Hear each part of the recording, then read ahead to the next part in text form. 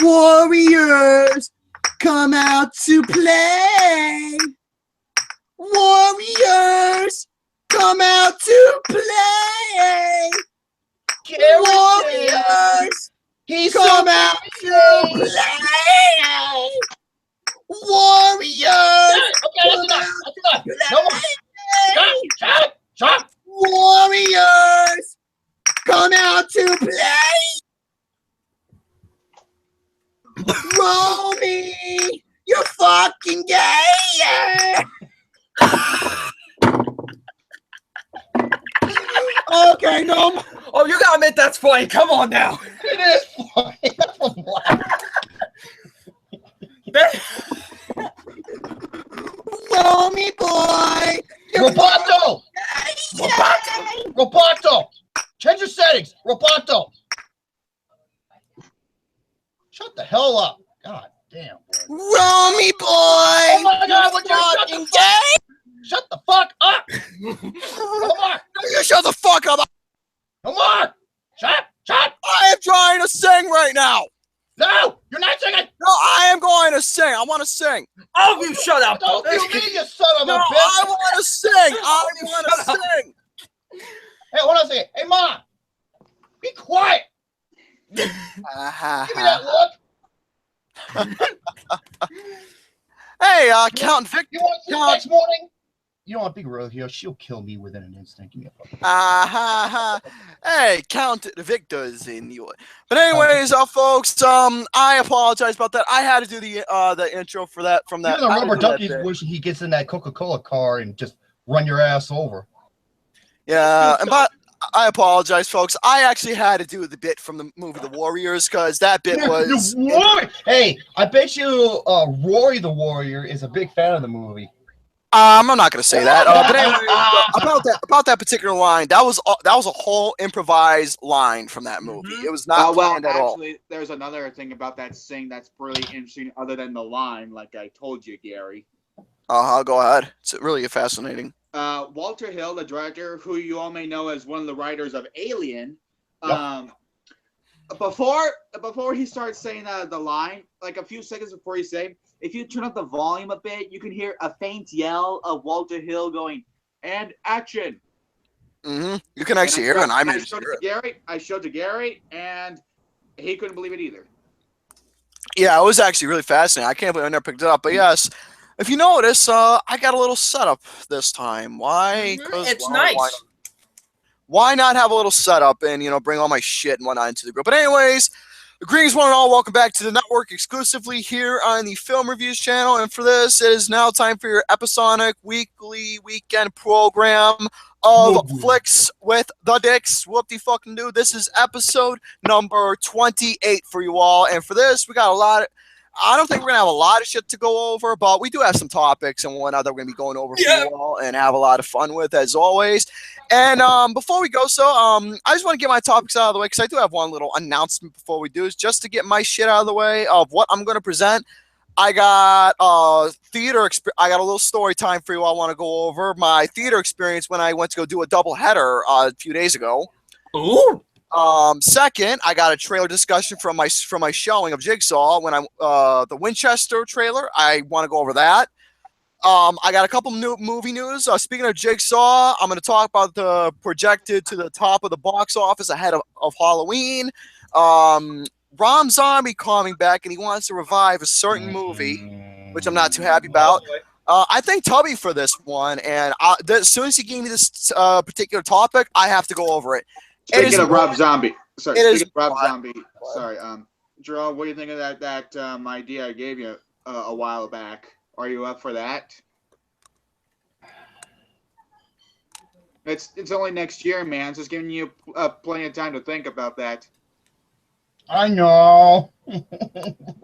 But I thought it'd be interesting for you to share your experience about that next year with everyone with that certain movie. Oh boy. Anyways, next up, like I said, Fat Man gave me this particular topic from darkhorizons.com. It is more news about my most anticipated film of 2019. It is the Manson movie that Tarantino is going to be directing. Also I got a little more news about The Nun, which is honestly right now my most anticipated film for 2018. 19. No, The Nun comes out next year. Oh, The Nun. Well, you look like a Okay. nun. Dumbass. All right, so anyways, continuing on about what I was talking about, I got some news about Tommy Wiseau that he wanted a certain actor to play as him instead of James Franco. Also, I got some news about some that I never thought this was going to happen, but apparently no. I got some news about this biopic movie that's going to be centering around Judy Garland. I think. And last but certainly not least, I got a movie review. I'm going to be talking about Geostorm with you all and whatnot. My little experience with that. And that's basically all my topics. But before I let these guys do a thing, I do have one little announcement. This Tuesday, for Flicks with the Dicks, since we're going to have Halloween Day, since everyone has been requesting, more, since the 4th of July special that we did was a massive success and everything, people want more holiday specials. I mean, I had it in the planners before, but I never thought that people would request holiday specials to, continue on. So what we are going to do is we are going to have ourselves a special Halloween episode of Flicks with the Dicks this Tuesday at the same time. Double Nine's to be joining in because I know he requested. We were originally supposed to have Austin in, but plans came up for him, so we're going to try and get somebody else. But yes, this Tuesday at this exact time, 7 Eastern, we're going to have a Halloween special episode of Flicks with the Dicks. Trying, stay in the whole Halloween theme, discussing horror movies and whatnot. Try and stick with the theme like that. See how that's going to work out and whatnot. But yeah, that's all I can really say about that. So yeah, for everybody in the chat, I hope you all are excited for the Halloween episode for Flicks with the Dicks. Okay, and before you go over, I just want to answer MC Dimple's question from earlier about my room being so dark. Here's the thing. My light went out, so all I have here is this nice Scarface lamp right here. That's all I have here. That is a nice lamp. Look, here's his little friend. There's the M4 with the 203 grenade launcher attached to it. But anyways, that's all I gotta really say. So yeah, a few people are happy about this whole Halloween idea. As for this is optional, but for the people here in the chat, you can do a Halloween costume if you like. I possibly will.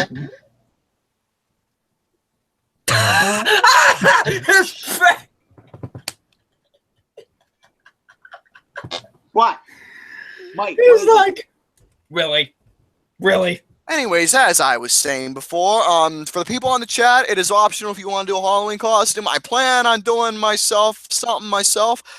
That came out wrong. I plan on doing a costume myself. As for what, I plan on doing a cosplay of Ed Warren Ed Warren, who was played by Patrick Wilson in The Conjuring. I plan on doing my own bit like that. That explains why I've been growing the sideburns, really, honestly. Nice job. So I plan on doing that and whatnot. So go ahead. You guys do your bit now. Take it away. Hi everyone. Fuck you. Same to you. Well, since the last time I was on here, I played a certain song from a band that I really like. I might as well do it again. Warriors, come out and do it one more time. And this was requested by someone that I do this. So here we go for a bit second.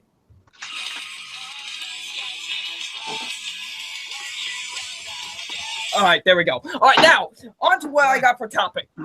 Okay, now on to what I got for topics. I have a total of 6 topics. I got 2 movie reviews. I got a review for a documentary that I saw, and a throwback review for a certain horror comedy. And the other topics that I have, what the hell? I have a ranking of all the Marvel Cinematic Universe movies from each phase to just all of them all together. God damn it! Then that was one of my topics too. Yeah, you kind of stole one of my topics because you're going over a bunch of fucking shit from Taste of Cinema like I was. Then the next one I got is the top 13 Final Girls from horror films from Dan of Geeks. Ooh. And lastly, musicians/bands that should get biopics. I'm interested in that. Oh yeah, I know you would be, Gary. Alrighty, so yeah, those are my topics, and hopefully you all enjoy my topics. I probably won't, but anyway, like I do with everyone else's. But I'm kidding as always. But go ahead, go ahead, Brady. You do your turn as always.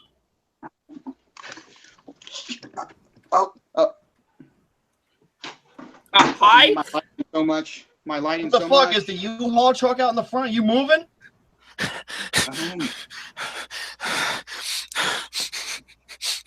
All right. Right now, Gary's has an asthma attack. I don't have asthma, sadly. All right. But anyways, greetings, folks. My name is Simon Fan 3, and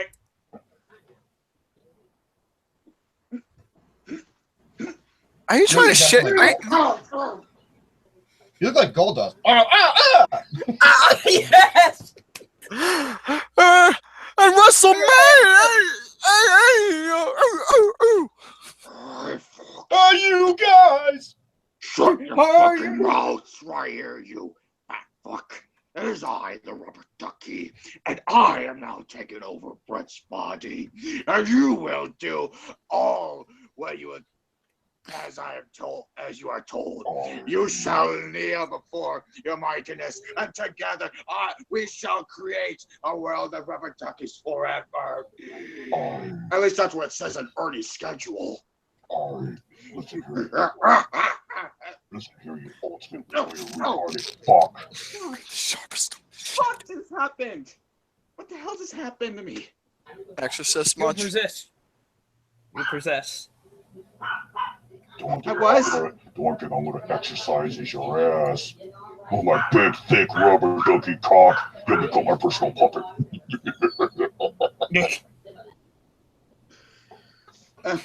Thanks for the compliment, MC Deadpool. I really appreciate that. Thank you, Say Cougar. Thank you, Say Cougar. Baba Poo sucks major ass. Oh my God! Did you see what Billy said? He said, "I ain't the sharpest tool in the shed." That is fucking funny, man. Fucking smash mouth. And Brett is not the brightest bulb. Yes. You know what happened? You try to screw him in, all of a sudden, pop! Anyways, what the topics I go over? I have more Blu-rays to show. Speaking of which, all throughout the month of November, I'm not going to buy too many Blu-rays because Black Friday. That's why. And I also have. I'm hearing feedback. Who's got the thing on? Not me. Okay, I think we're good now. All right.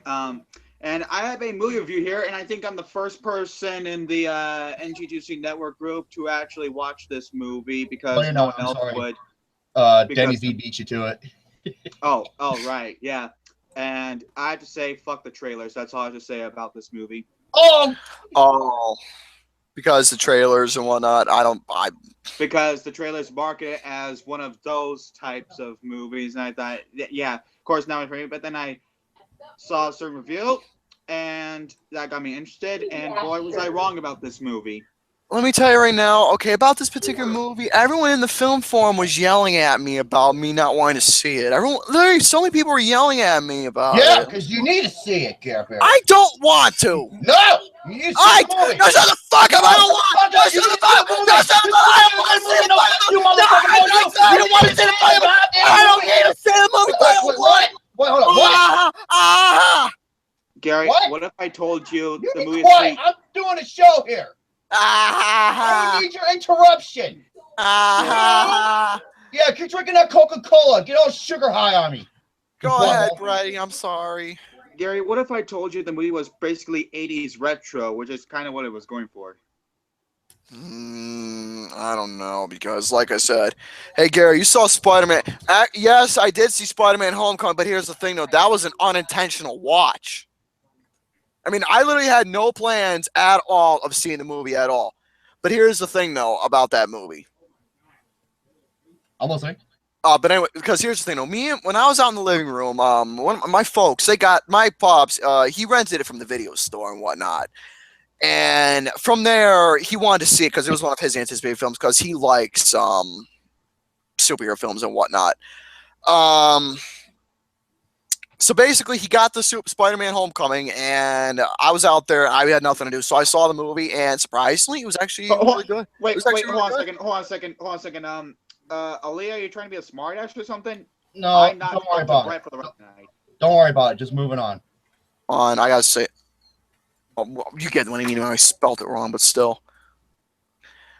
All right, but anyways, as I was saying, so yeah, like I said, I got a whole review coming out for Spider-Man Homecoming. I got that; it's all ready to go. But just to give my quick thoughts about it before we get to the usual thing, minus the whole stereotypical high school premise and everything that I fucking hated, and the two characters that I hated, Flash and Hipster Girl. The rest of the movie was a lot of fun to watch.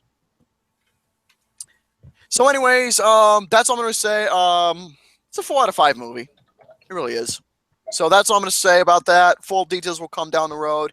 And go right ahead, everyone else. I think I have to take I have one more thing I want to discuss here. Since Jerome pretty much got a lot of my Taste of Cinema lists, pretty much. I don't have... Bullshit! Horny rock and roll. That sounds like something that I'm always every day. You get the fuck out of here. I do have a topic I want to personally discuss. It's something relating to me as an art house fan. Yeah, and it's best that we don't interrupt Brett on this particular one and fuck with him because this is someone a little bit serious that I believe he wants to get off his chest. Yeah. All right. You know what? Fuck it. Why don't we just let Brett start off the show? Then we'll do double nine. No, then... I want Jerome to introduce himself because I gotta get my Mountain Dews. Jerome, introduce yourself. What are you looking at? You starting shit? You keep eating them. What are you eating? Bugles? What are you eating? You're always munching. Leave me alone. Quit looking at me. Hey, you are eating bugles. Oh, God damn it. Oh, dear Lord. You be quiet.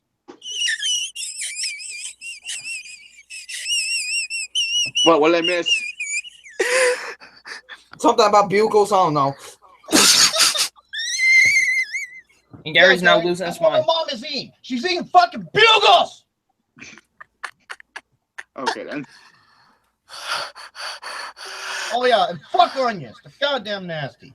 Thank you. I never put them in my... Well, the only kind of onions I like are onion rings.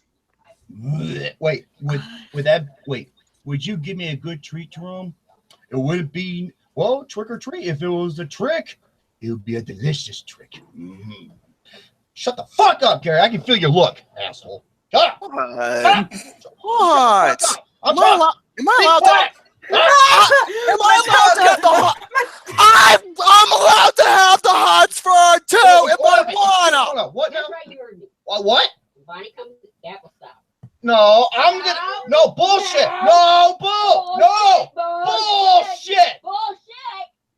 Don't make me get out of this chair.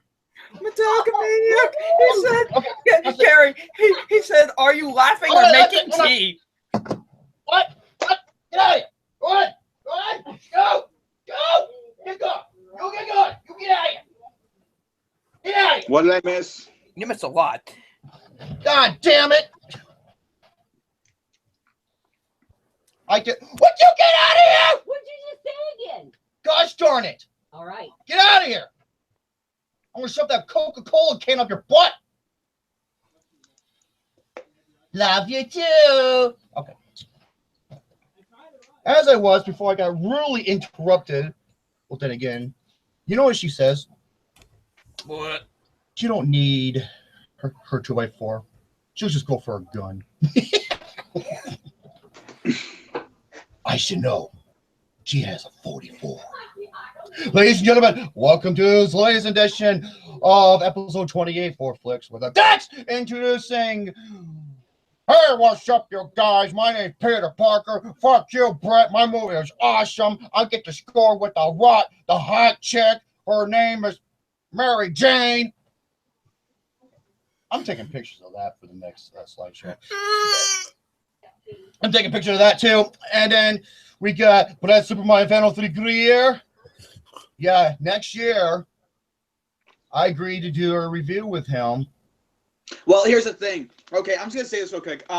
Since the new Halloween movie is coming out, I decided to have a marathon reviewing all the Halloween movies since I got the whole series, including the fucking producer's cut of 6. And even though I hated a certain movie too. It's like and I'll just say as man, I thought Resurrection was awful. Dude. I invited Jerome since he has an interesting history with this movie. Oh God. I thought we would watch the movie together and maybe he would write something on paper, like write everything about the movie wrong, and I would discuss it too because that movie fucking pissed me off as well. It's like I said before, it's up there with The Haunting as one of the and Psycho as one of the absolute worst horror remakes ever. Oh dear God. Especially the second one. And then we got yes, that's Mr. Garrison and yours truly, Robo J Money. This is what I have to offer. Okay, I got latest news about Shazam. Shazam! Yeah, I got something on Star Wars that you will not believe. I got tons of lists from Taste of Cinema. Don't worry, I'll let Brett have some. Sharing is never caring. mind. Sharing is caring. Yes, it is. Oh, he changed his names to Movies in Metal. Okay. Yes. Double M. We should know him as Double M. Yep. Woody Allen. Okay, I forgot who sent me this.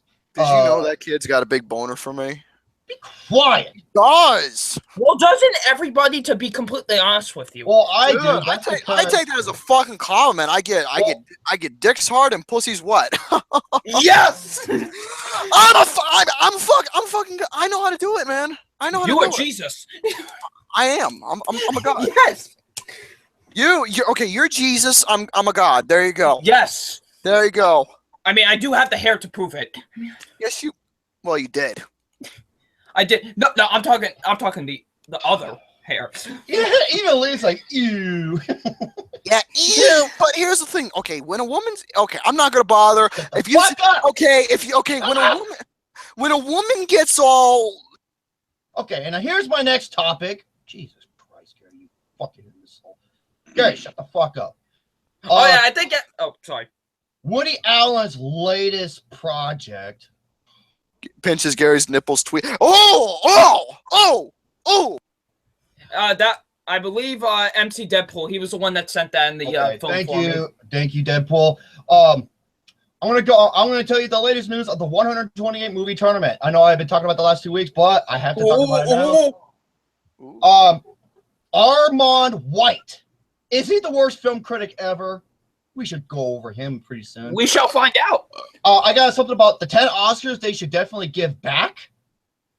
I thought I could. And the weekend box office, and I got two games. One of them is the new one. It's called Stump the Brady Boo. Yeah, because similar to Alex Meyer, I do research on the Oscars and what has been rewarded and all that. There's similarities and there's a difference between me and him. The same thing is that we both follow the Oscars 24/7. The difference is I'm actually fun about it.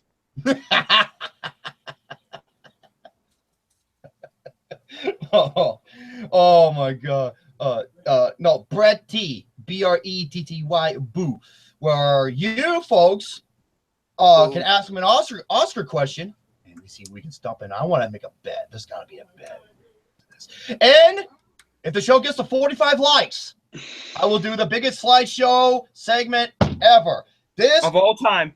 This contains a lot of people, including myself. Oh, Jesus. So, let's begin. So as for who's going to go first, okay, here's the lineup there. Apparently from the plans and everything and what we got, I was originally going to let the guests go first, but since Brady's got that major topic that I really want to hear, I'm going to let him go first, then we're going to let Double Nine, then we'll let Tubby, then you all know me, I go last and I couldn't the program. So, Brady, we're not going to interrupt you or anything like we usually do. I'm not saying a word because I want to hear every word. Because I want to hear what you have to say. Oh yeah. Oh, you want me to go over? All right. I'm gonna start with some Blu-rays here. Okay. Blu-rays. No. We want you to talk about the Art-House Cinephiles. Okay. That. All right. Here, just to prove here, I'll mute myself. Yep, I'll mute myself too. I want to hear this. All right. Okay. So you may know, I'm a humongous fan of independent art house cinema. I love going deeper into different sorts of films. I love exploring hidden gems, and I love discussing about the deeper meanings about these certain movies, and even the metaphors as well. I love discussing all the metaphorical things. I love discussing many theories of certain movies. And a lot of you are probably thinking, if that's the case, then how come I'm always a host on this show? Because the main people, Jerome and Gary, don't have the same type of interest in art house films like I do. Oh, dear God. Sorry.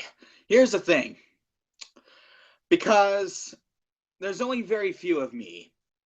Let's put it that way. There's only very few of me. I can only come across one or two of me. And I know some people are thinking yes, many people see things differently. I get that. But here's the thing though. Please be interesting about it though. Don't be such a fucking smartass. Because here's the thing. I always watch a lot of, Oscar videos on YouTube. Seeing the comments of certain things. There are some yes, I agree, but then there are times where people can act like, fucking douchebags. Or even trailers to certain art house films. For instance, whenever I watch the trailer to Annie Hall, the comment section is absolute fucking cancer. Because I see comments. Well, here's the thing. Okay, here's the thing. I'm a huge Woody Allen fan. He's one of my favorite writer-directors. And now, I'm separating the art from the artist, okay? I don't care about him as a person. I just care about him as a filmmaker. I care about his style of filmmaking. That's all I care about. And, oh, dear God, yeah, I'm probably go over that as well. See, the thing is, I see some comments about Annie Hall because there are people like me who are still upset that Star Wars lost the Oscar to Annie Hall. And I see Woody Allen fanboys defending this win by going, you Star Wars fanboys need to go back to your caves because you don't understand the true meanings behind Annie Hall. And I'm saying to myself, okay, really? That's the best way you can describe this win. You can defend this win. Because, well, yes, Annie Hall is a terrific film.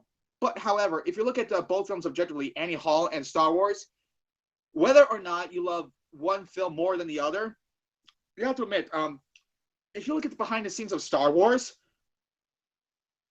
there's so many things about Star Wars that have been made so differently than films these days. And it basically not only revolutionized sci-fi, but also the whole entire film genre, film as a whole. Mm-hmm. Annie Hall basically revolutionized only one genre, that is rom-com. And people would say Annie Hall revolutionized rom-coms as Star Wars revolutionized sci-fi. And I'm just thinking to myself, okay, how far have you gone to the cinema? Because if you look back, there have been so many other rom-coms that have revolutionized the genre long before Annie Hall came. Have you heard of It Happened One Night? Have you heard of The Apartment? Have you heard of You Can't Take It With You? Have you heard of Breakfast at Tiffany's? Or Roman Holiday? There have been so many other movies that revolutionized the rom-com long before Annie Hall did. And okay, besides 2001: A Space Odyssey, what other sci-fi film have revolutionized sci-fi as much as Star Wars did? The only thing I can think of is maybe Metropolis, but that was a long time ago. or maybe George Lucas's directorial debut, THX. Oh, THX 113. Was that what it is? 1138. Oh. Although that's basically like his version of Ex Machina, if you could put it that way. Mm-hmm. There weren't really too many sci-fi movies that revolutionized film as much as Star Wars did. See, the thing is, though, Blade Runner came out way after Star Wars. No, Blade Runner came out in 82. 82. The thing is, though, what I don't like about a bunch of these art house films is they don't look at films objectively. Like when I was watching The Apartment win the Oscar for Best Picture, which I think is rightfully deserving. Have you seen The Apartment? Great movie. Great movie. Really wild movie behind Sunset Boulevard. So I was looking through all the comments. Over half of them say that yes, The Apartment did deserve to win the Oscar, but Psycho should have been nominated. I can see that. And then I look at this one comment from a few years ago. That yes, it's a few years ago, but it still really gets me. It's like I'm to myself, is this person trying way too hard to come off as a hipster? By saying that, why are people saying Psycho should have been nominated? Psycho wasn't even that great of a film. Alfred Hitchcock didn't have any good writers or producers behind a lot of his films. And I'm to myself, how do you call yourself a film fan if you don't look at themes objectively? Vertigo, North by Northwest, The Birds, Rear Window, Psycho. Suspicion. That's a great one. And what was I saying? There was some else. Oh yeah. Here's the thing.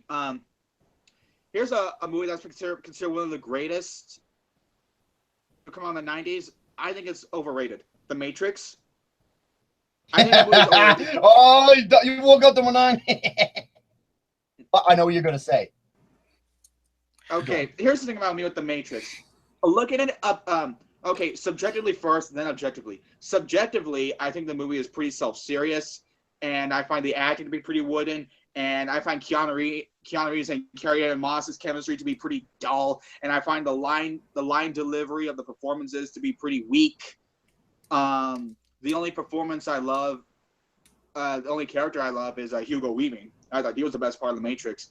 But looking at it objectively, it is a movie that has revolutionized the action genre with its technology, and it has a lot of interesting ideas behind it. You know, that's like me saying with the Rolling Stones, objectively. Just saying. Right, yeah.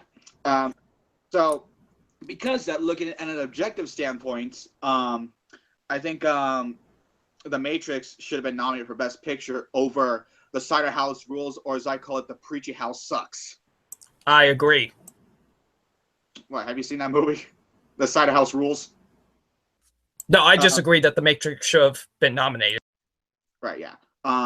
Or at least, you know, they should at least just stick with 10 like they did back with Casablanca. But anyways, my point is though that I'm a big art house fan, but I'm not to like, you know, what the majority of art house fans are these days, to be honest. And I really don't like when people don't look at films objectively, like the behind the scenes or how this film revolutionized a lot of film in general. Those are the kind of people that really get on my nerves so much. And just speaking directly as a huge art house fan, I'm hoping to find another one of you that's like me. That's what I'm hoping to find. I don't think we're ever gonna find another Bretty, man. But yeah, that's my story behind, you know, me as an art house fan and how I feel about a bunch of other art house fans in general. Yeah. Oh, and don't forget the one about people who are art house fans and how they're defending a ghost story is pretty fucking pathetic. There's two of them. Pathetic, Mike? The art house, the type of people that you said talking about. God damn it! There's this asshole who was on Austin's timeline. Shut the fuck up, dude. Go ahead, let the giggles out. No, look in the chat. Look in the chat. I'm gonna say this. Just hold on. What? Okay, I see some people in the chat saying art-house movies can suck whatever, even though they're kind of missing the point of what I'm talking about. You motherfucker, Gary. Fucking asshole. You son of a bitch. I can't help but laugh at that.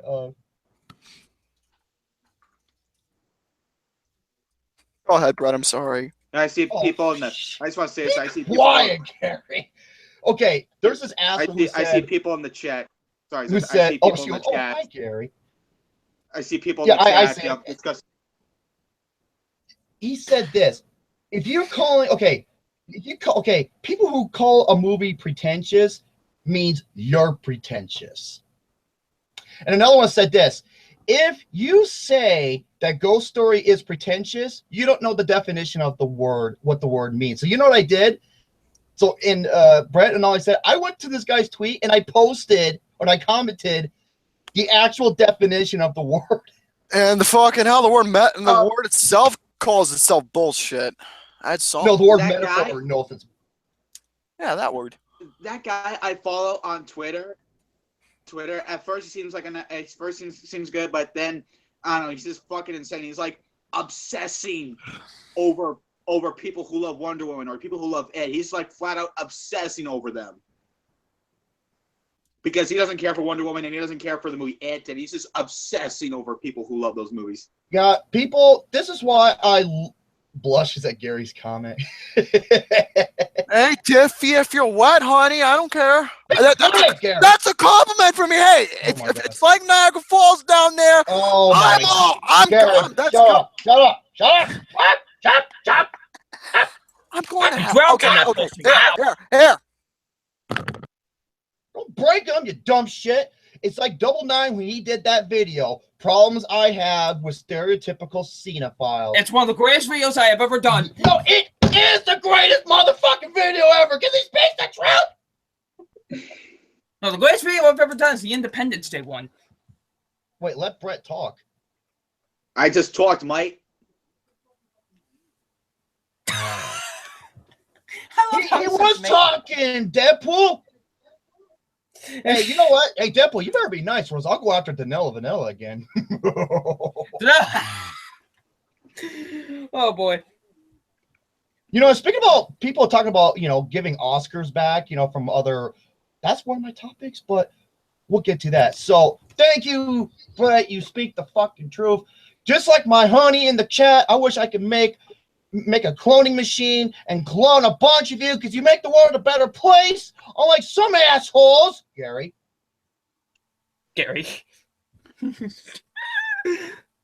here's the thing. Okay, Warmax, here's the thing with the Forrest Gump, okay? Should have the Oscar gone to Pulp Fiction? Yes. But Yes. Forrest Gump is still a masterpiece. So Yeah, but I'm not looking at it as an Oscar winner though.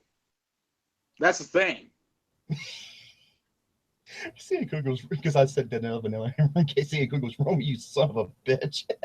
Oh, by the way, hey, C.A. Cougar, even didn't he himself said it's Villeneuve. Be quiet. Villeneuve, Poopy Poo. Does he have a clue? I don't fucking know. All right. What's the next item for beads? Is it me? Get back. Gary? Get back.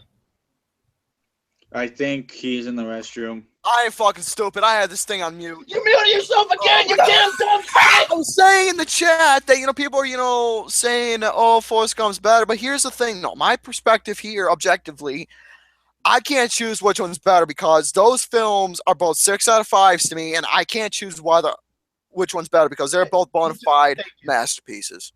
So Shawshank, Pulp Fiction, and Forrest Gump are 6 out of 5s. They're all in my top 10 greatest films of all time. So. I can't choose either one, which one's the best at all. Gary should dress up. It's Bob Barker for all. Nah. Bob Barker! No. But yeah, so before we continue on here, I just want to say right now about Brady's topic, about what he said. Yeah, he pretty much hit everything right on the head about how a lot of film critics are these days, especially with films that he who come off as dirtbags and whatnot. And again, that's why the Walter Pickleback character is invented, because it is coming off and spoofing those type of assholes who come off, as pricks to people and whatnot, saying, "Oh, you don't get it. This is that, and whatnot." See, with Brett, though, the character's nothing towards him because Brett's a good guy, and we need more people like Brett in this world. More people who like those type of films need to be more like Brett. But I'm gonna say right now, we ain't gonna find another person like Brett. I highly believe that. Just like with me.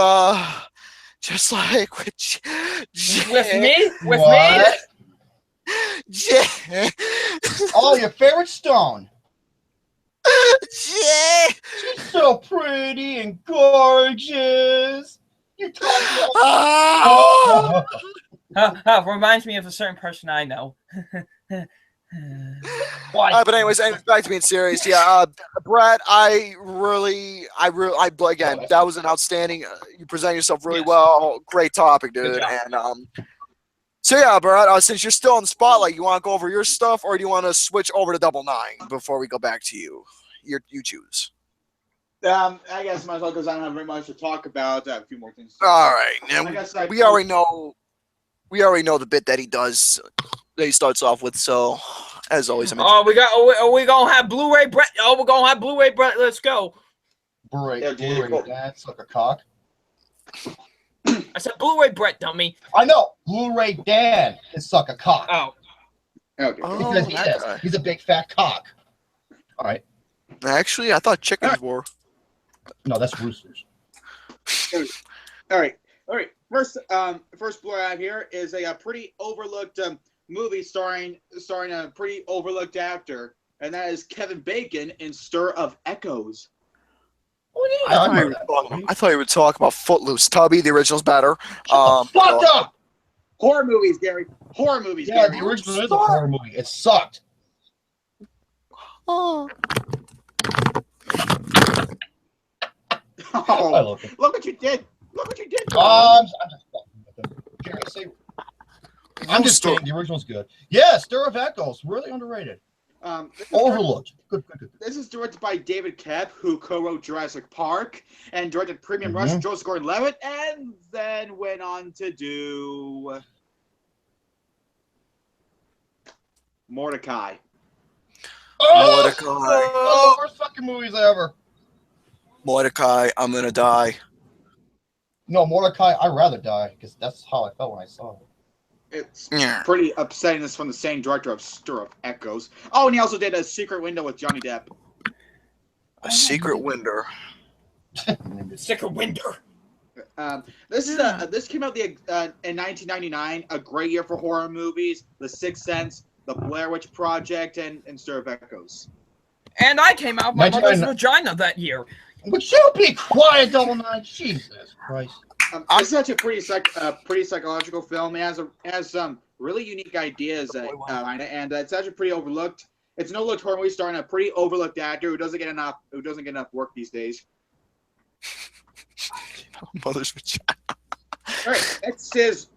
Next horror movie I have here is from the writer of X-Men 2 comes Trick or Treat.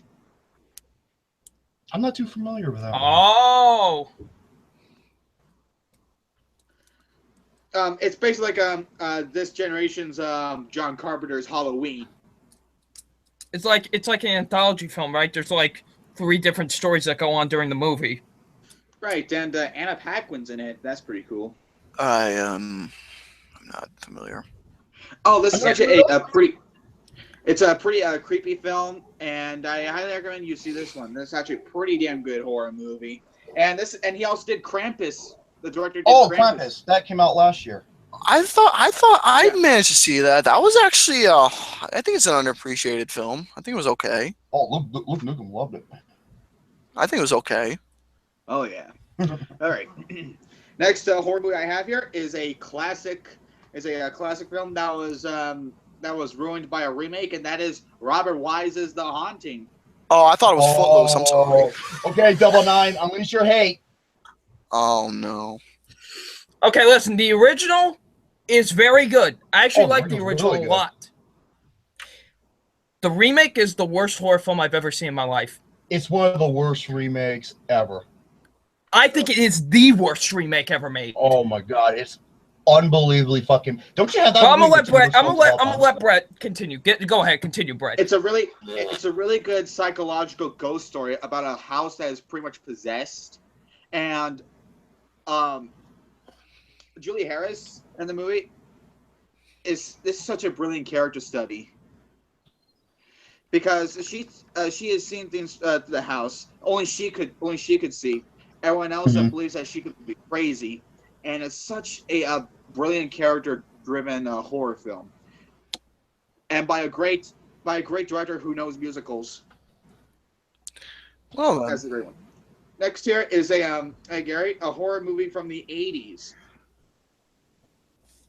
and it's a horror movie from the '80s that's pretty much gained a cult following these days, and it's actually a pretty good one. It's called Night of the Creeps.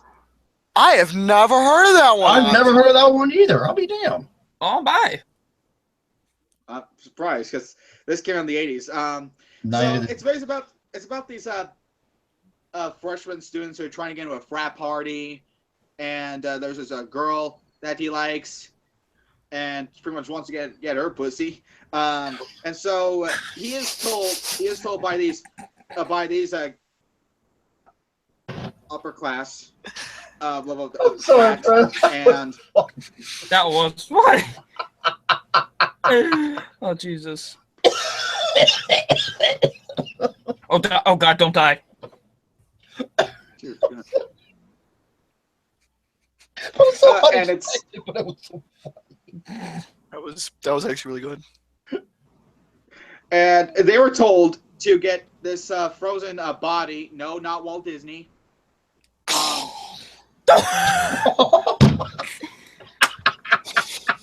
What?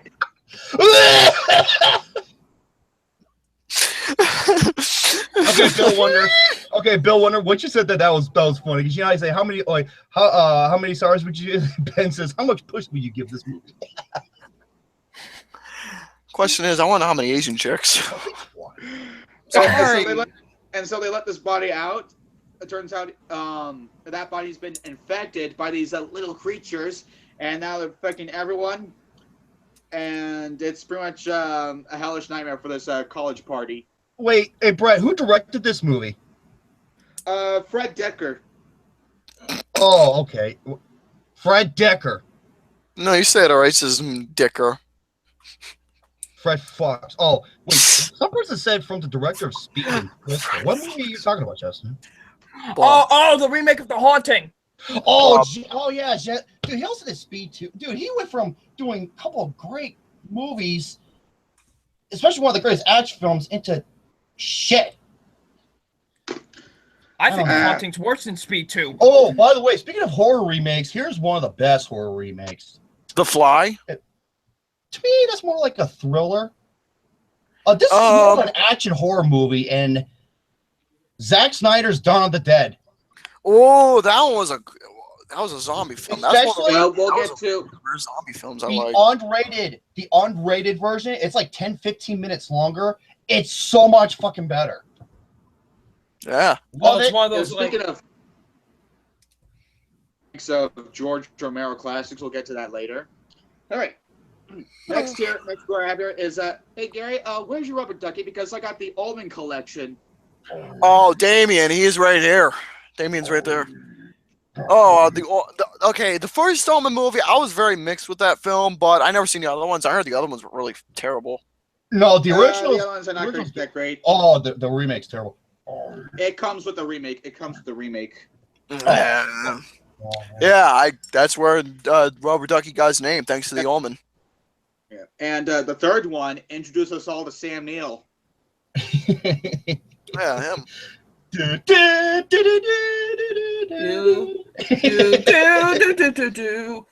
Fucking Jurassic Park. But the first Omen is what I care about. It's one of Richard Donner's earlier films. I think it's one of his first films. Richard Donner? Yeah. Oh, yeah, Richard Donner. Yeah. But he did this one movie with Paul Walker where they travel back in time and they're in the Camelot days. What the fuck was it? It wasn't very good. It was Time Travelers. No, oh, I forgot what it was. But he also did the Goonies and stuff like that. So, and all 4 Lethal Weapon movies. Mm-hmm. And Superman. The director's cut, Superman 2, is to me the best Superman movie right there, and Man of Steel. And don't forget Lady Hawk. Don't forget Lady Hawk with Matthew Broderick. Matthew Broderick. Shit, Billy Robinson. The First Omen is a great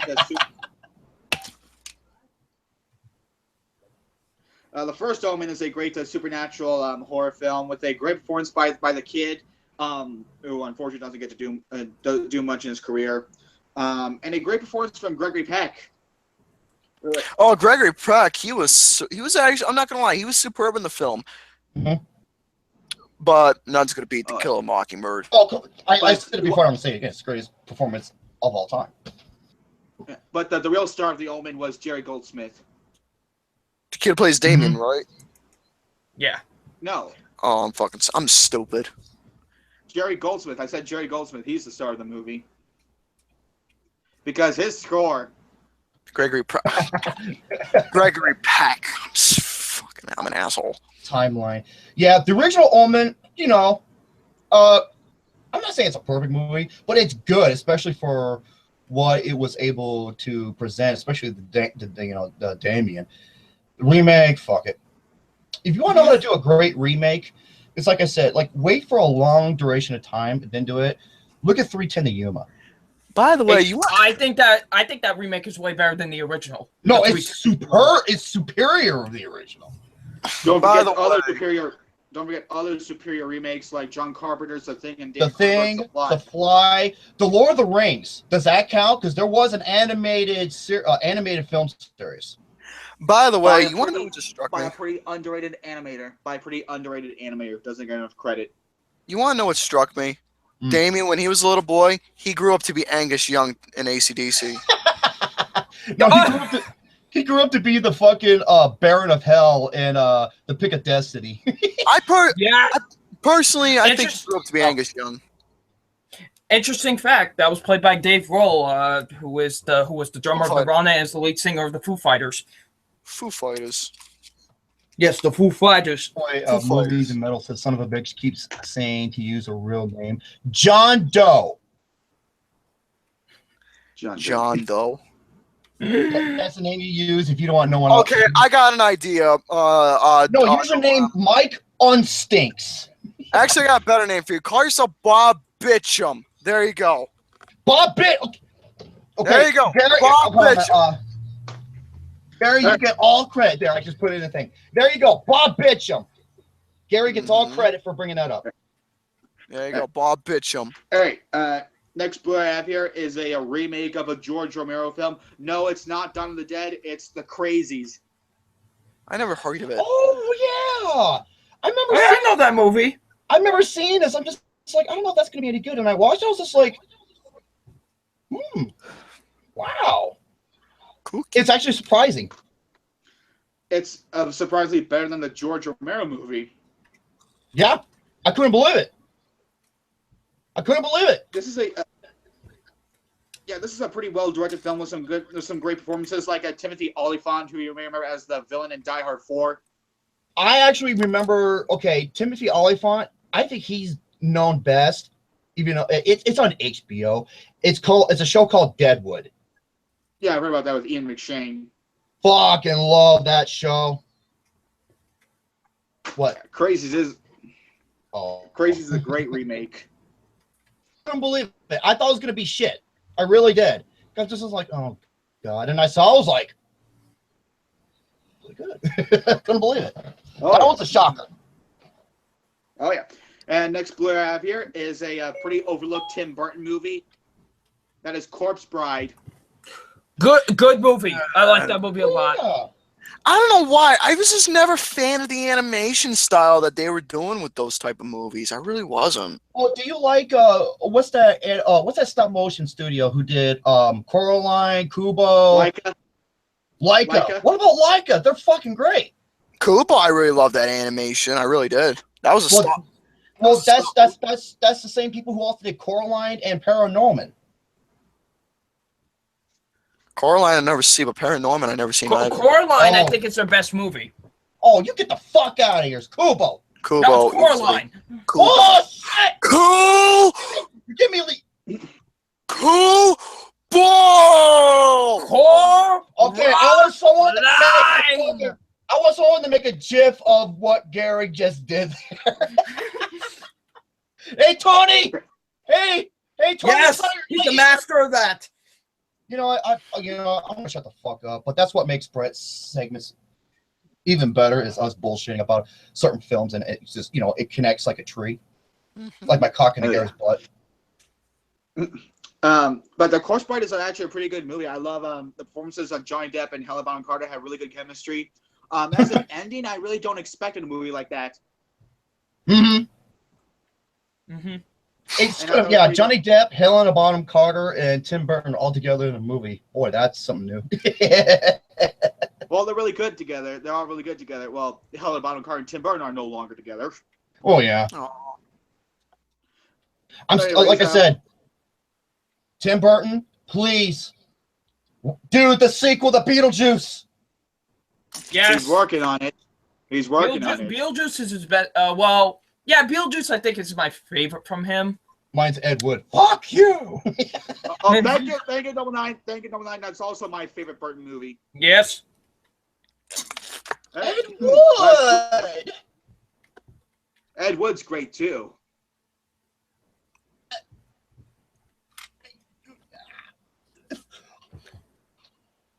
Can we just continue on with the fucking Blu-rays? All right, one more Blu-ray. I have one more Blu-ray, and I saved the best for last. This one is in my top 10 horror movies. It is a classic, and that is the Texas Chainsaw Massacre. Oh. Is it that remake or is it the original? Oh, the Oh, original. it's the original, you dumb shit. That's what I thought. None of the sequels, none of the Uh-oh. remakes, just Uh-oh. the original. That's all it is.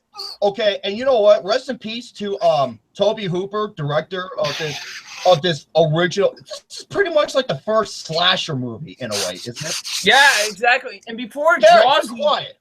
and before Jaws even, it was like the first major it was Well, like wait, Jaws. Okay, when did the Texas Chainsaw Massacre come out? 1974. Four. A year before 1 Jaws. year before. And the guy who plays Leatherface, he just passed away a couple years ago. Not too long good ago. Yeah, great. And great, so did the female lead. So did the female lead. Pretty much almost everyone from Texas Chainsaw passed away. Hey, you know what? You know the scary thing about the guy Terrible who plays Leatherface? Me and my mom know a good buddy of ours who lives not too far. He looks exactly like the actor who played Leatherface. Oh, Really? You know, the Kenny Rogers, because he kind of looks like that Kenny Rogers, with the white hair, the white beard, and everything. I was like, dude, my buddy looks just like him. Oh shit! Well then, I'm that's gonna open up his drawer and he has like a pair of skin untidy whiteys. Oh. But what's really effective about that movie is not really Leatherface. In fact, he's the least scary thing about it, to be honest. It's the atmosphere and the design of the house and all the situations. That's what really stands out for the movie. By the way, what was that one? You all remember Texas Chainsaw Massacre 3? Oh, with Okay. Matthew McConaughey. That one, that's like my okay. Even though I didn't care why it's a guilty pleasure. objectively, it's a bad movie, but subjectively, it's a lot of fun because you got fucking Matthew McConaughey who's got this shotgun. You're pointing at people, pointing at himself, shooting randomly, just going. He's just fucking acting like a werewolf and going nuts. And I believe didn't he get an Oscar nomination for that? No, not at all. No. I thought he No, he did. got Razzie, I think, for that. He got Razzie. How can I knew he got. you get an Oscar nomination for a Texas Chainsaw movie? I got to poop. God damn it, Gary. You know what Oscar Matthew McConaughey should have been nominated for? I don't know if it was the same year, but you want to talk about a crazy movie. Killer Joe. That and Magic Mike. Nominated for Magic Mike as well. But I'm so okay. My overall pick was Chiwetel Ejiofor, and right behind him, Leonardo DiCaprio. No, Chiwetel Ejiofor and Hugh Jackman. That year was 2013 was an amazing year for leading actors. Oh, But yeah. Matthew McConaughey winning for Dallas Buyers Club, I cannot argue with that because I loved it. Yeah, Texas Chainsaw Massacre. It only has 3 kills. The guy who gets hit in the head with a hammer, the lady on the hook and the kid in the wheelchair. The guy, no, not the kid. The guy in the wheelchair, yeah. Hey, okay. Yeah, And the that's right. best, the best I have part, it on Blu-ray. the best part of that is the funny part, if you know the story behind it, is the ending. Because you know how at the end he starts, you know, the girl gets away in the pickup and Leatherface goes all fucking nuts, and Toby Hooper told him just go crazy with a chainsaw, and you guys like, okay, and he starts swinging the fuck he's out like of the chainsaw, swinging the hell out of it. and he almost hits Toby Hooper and the cameraman with it. It's so funny. Yeah, he was going insane, but that's what he wanted. So 15 more likes. Keep it coming. Okay, keep them coming. Those are my Blu-rays. And I wish I had them stocked up so that they would tip over. Oh well. Those are my Blu-rays, and I have a movie review I want to discuss. Oh, Gary's back. I don't see him. Well, I see him in the picture. Oh dear God. Oh no. Gary, you taking a dump? I bet she's taking a shit. Go ahead, keep talking. I'll try to make up for his nasty ass. Oh dear God. Anyways, I have a movie review here. That's a movie that comes out this Friday, and I saw it earlier. Okay. Can I have one question? Does it involve a man with a hammer and a big green guy? That's you and Tony. Yes. He's a friend from work. He's a Jolly Green Giant. Yes. Does it also involve fine, sexy ass woman in an outfit? Oh, yeah, and actually quite funny too. I heard she was an awesome villain. And you know what? The movie has a 95, 96% rating on Rotten Tomatoes. It is the best reviewed all time. All right, and this movie, all I have to say is, I'm giving major credit to Jeremy Jahns with this for two reasons. Oh, fuck me. Oh, wait for it. What, Jeremy Jahns is the man. What can I say?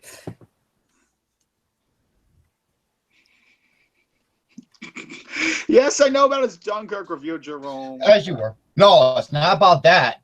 It's what him and Chris Stuckman did. But as you were. Wish I got tracked to that. Okay. Two reasons with Jeremy Jahns why I'm giving major credit for this, for making me interested to see this movie.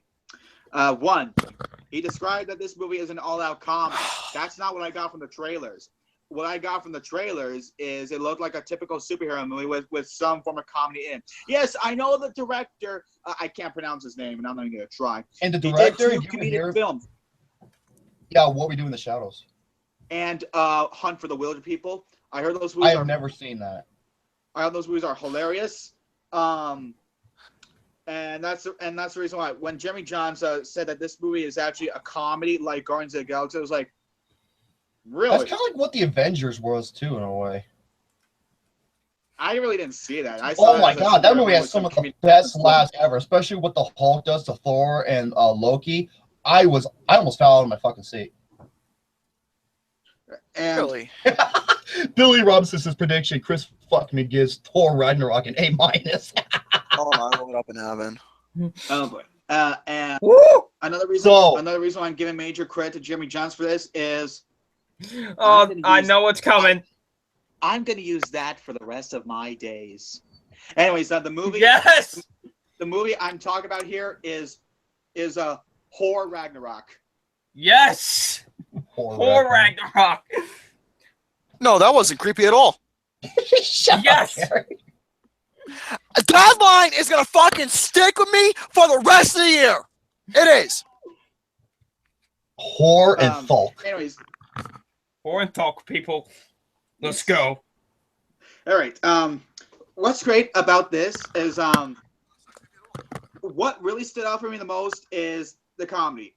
I'm gonna tell you something interesting here. This is the funniest Marvel movie since Guardians of the Galaxy. In fact, interesting history. I was laughing so hard that I took a break and got a glass of water because I was losing my voice from all the humorous things that were happening throughout the movie. I cannot believe how hilarious this movie was. I got it. was gonna say, I got an interesting question for you. The way they portray the Hulk in this, okay, in case you don't know, this is somewhat inspired by some of the most beloved Marvel comic called Planet Hulk, where Hulk is on this desolated planet and he's fighting to survive. And he's got like this gladiator battle armor, and he's this type of like gladiator like battle regime in a way. Am I double? You're more in the comics. Am I pretty much on par? Yeah. He gets in. Here's what happens. He gets sent to like a different planet where it's like all gladiators and stuff like that, and that's basically what it is. He like has to fight through like gladiator times and stuff like that. It's a really cool.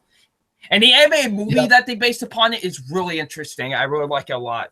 And the thing with the Hulk here is, I don't think I've seen a live action movie where the Hulk actually has Dialogue.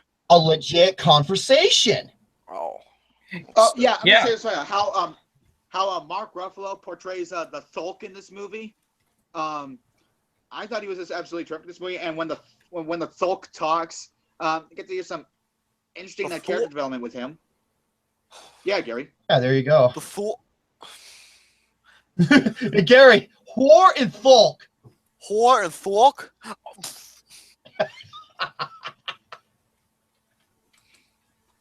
No, that's not creepy at all. This movie. That's what I'm gonna call this movie. I'm not gonna call it Horror Ragnarok. I'm just gonna call it Horror and Hulk.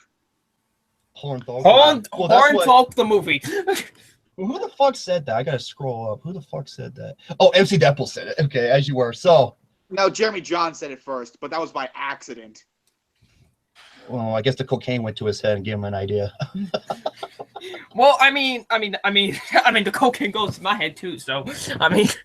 Yeah, and I keep telling you not to and I keep telling you, boy, no more coffee, but you don't listen to me. I know. I don't listen. How is... Oh, my God. Okay, there is one... I read an article. There's one character. I forgot what her name was. She looks like Wonder Woman if she was in the Thor... The Thor... Yeah, you got me fucking saying it.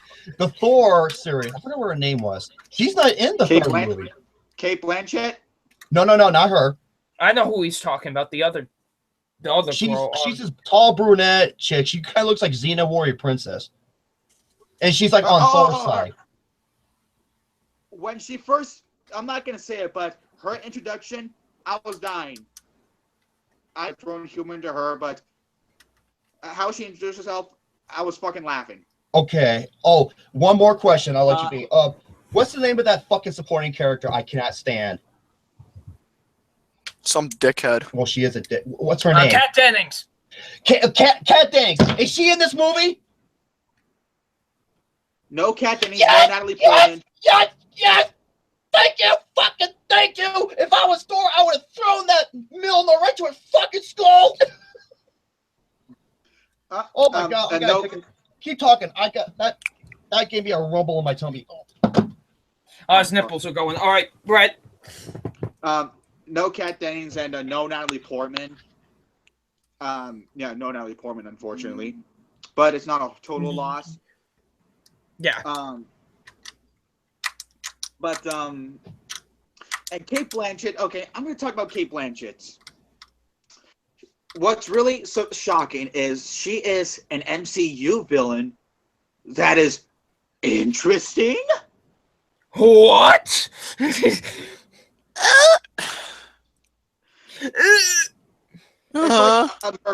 like a miracle. It's like, oh my God, an MCU villain that I actually care about. Because there are only three other MCU villains I care about besides her. That is James Spader, Tom Hiddleston, and forgot what the Daniel Bruhl. Yes. And Michael Keaton. But for Michael the most part, Keaton. MCU villains are just blah. Blah.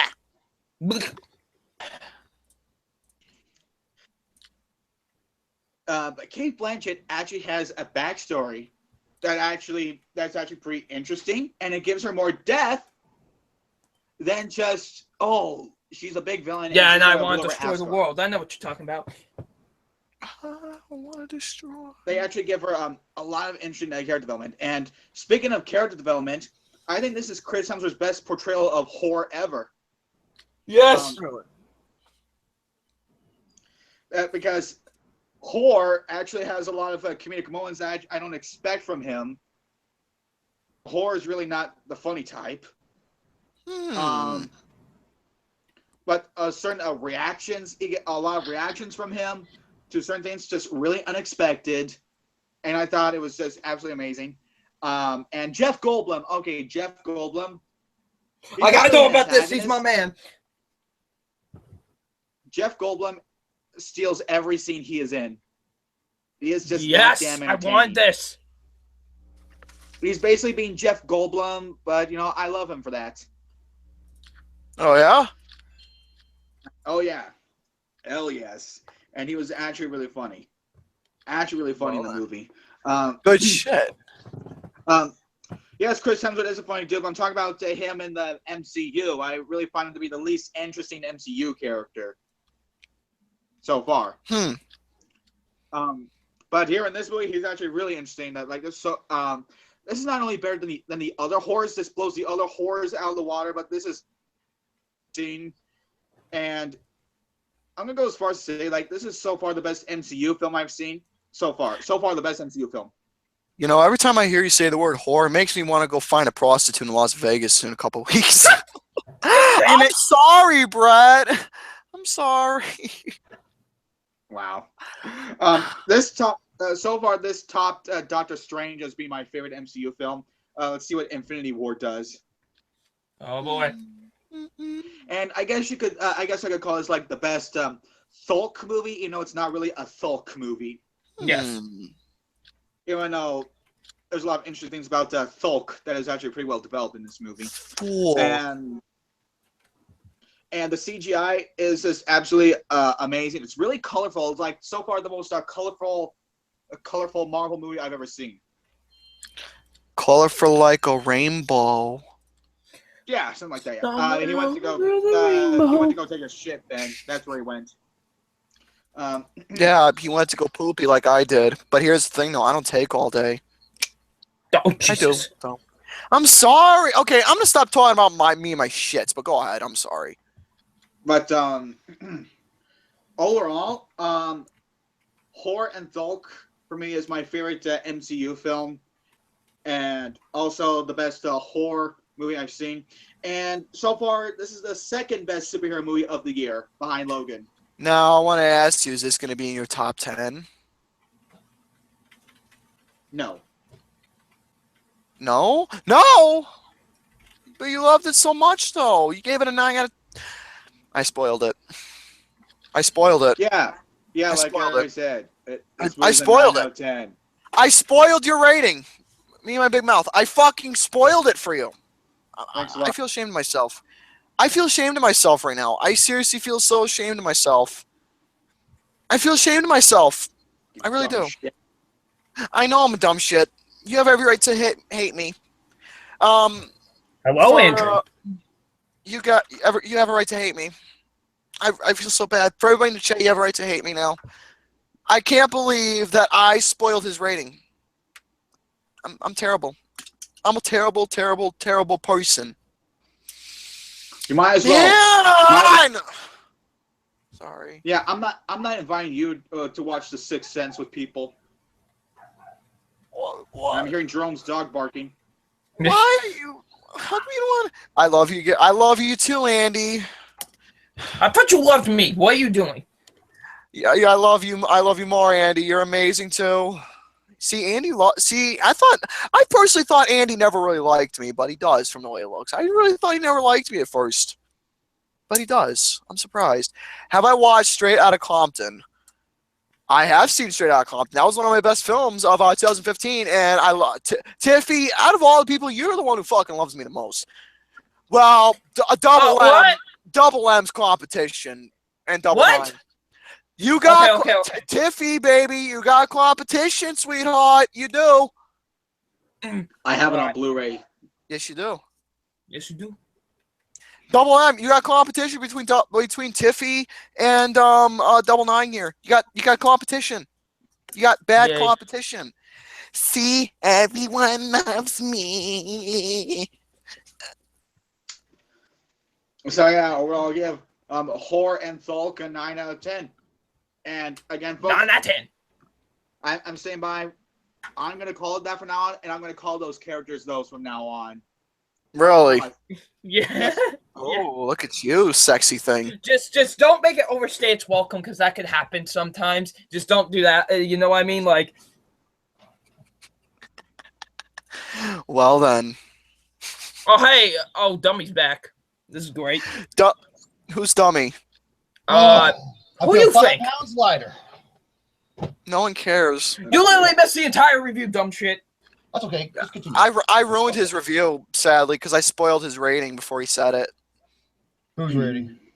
Brett's rating of what he gave Thor. I ruined Thor. Either a 9 or a 10. By the way, It's gonna be a 9 or a 10. By the way, Brett. I give it a 9 out of 10, Jerome. I think not only is this better than the other horrors, but I think so far this is the best MCU film. By the way, Wait.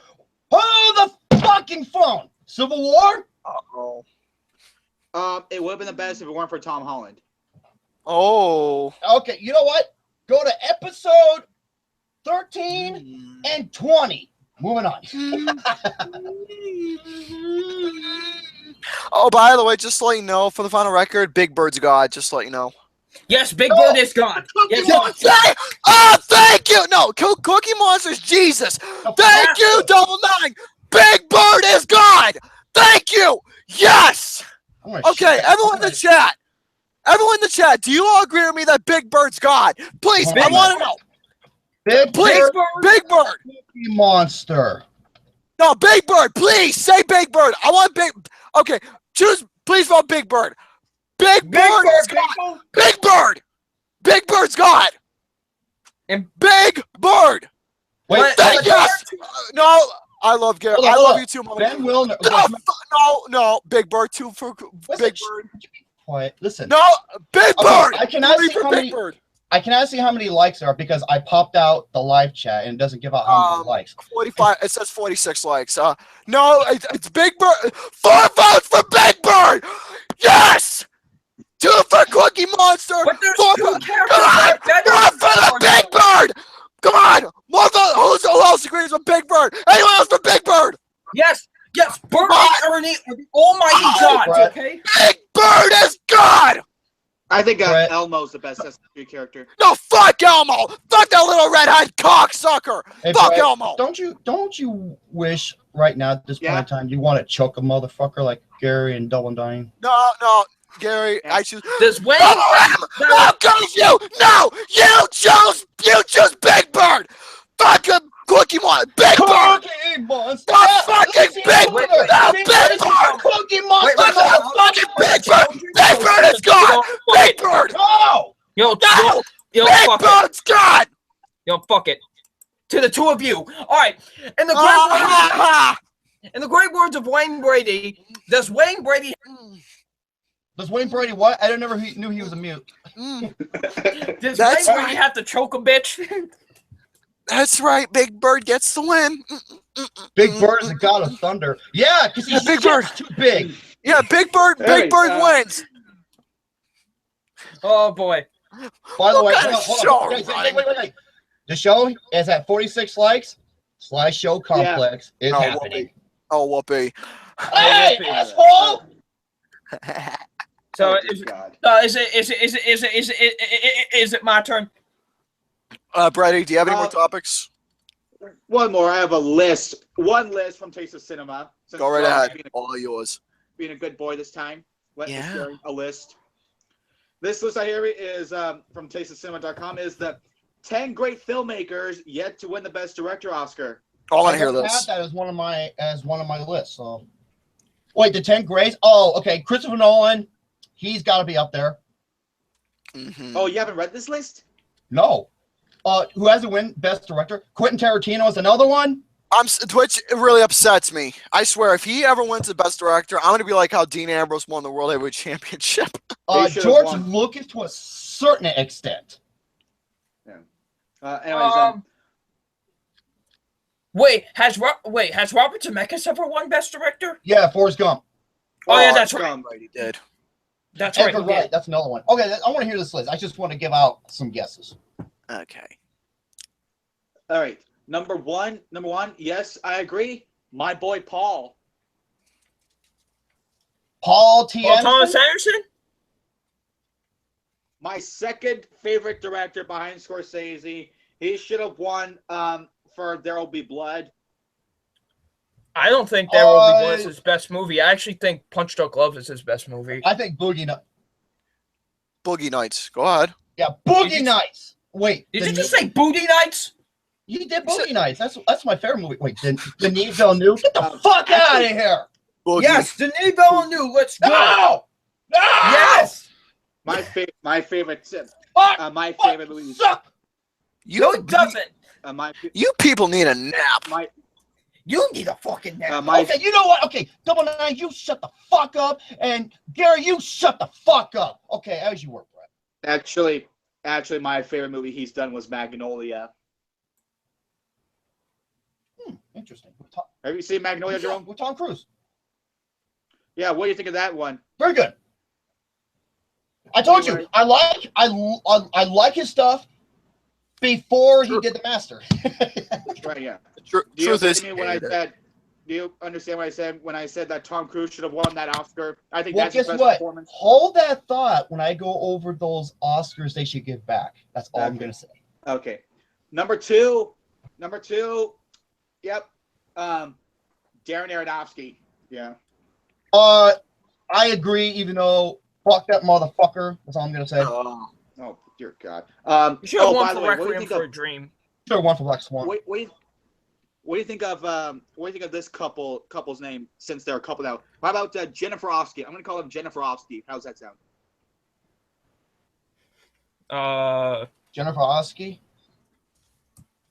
Yeah, Jennifer Lawrence and Darren Aronofsky, they're dating now. They're a couple. I'm gonna call Yeah, them Jennifer even though Ofsky. Jennifer Lawrence is like how old? Like what, 20s, and Darren Aronofsky's an old-looking testicle. Moving on.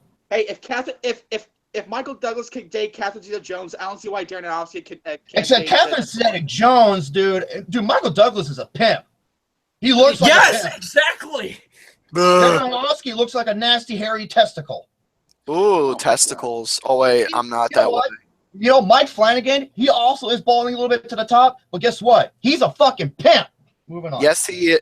No, Shano's a bigger pimp. Shut the All right, so number three. This one really upsets me because he almost finally won that Oscar in 2010. What Oscar was it? David Fincher. Fincher. Oh, He should have won for 7. no, he should have won for The Social Network.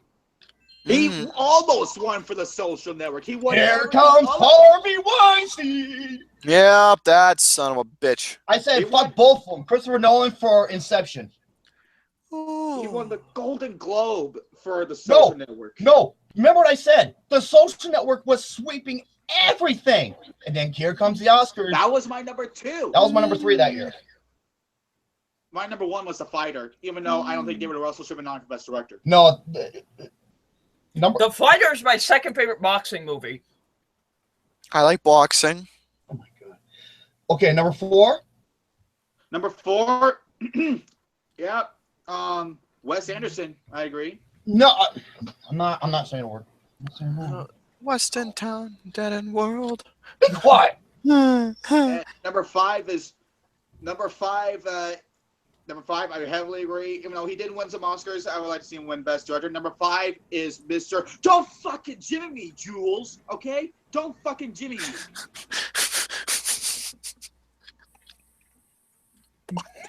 I don't know why I'm drawing a blank. Tarantino. I'm confused. Oh, It's Quentin Tarantino. duh. Oh, I feel ashamed of myself. Oh, now. that's Pulp Fiction. What the? How should I not? How did I forget that? I'm ashamed of myself now. He did. Do you think that God Oscars. came down? Do you think that God came down from heaven and shot? Oh, what the fuck's happening, man? Oh shit! I think I just shot Marvin in the face. Why the fuck did you do that? Andy, I know He how you should've won feel. He should have won that Best Director Oscar instead of Tarantino. Instead of No, Zemeckis. I thought it was okay for Best Director. I believe it should have went to Frank Darabont for the Shawshank Redemption. I can agree with that. Either him or Quentin Tarantino over Zemeckis. Oh. But it's Zemeckis should have won. Tarantino. Zemeckis should have won way before Forrest Gump. He should have won for Castaway. No, that was Ridley Scott's Oscar. I should have given Ridley Scott. Oh shit!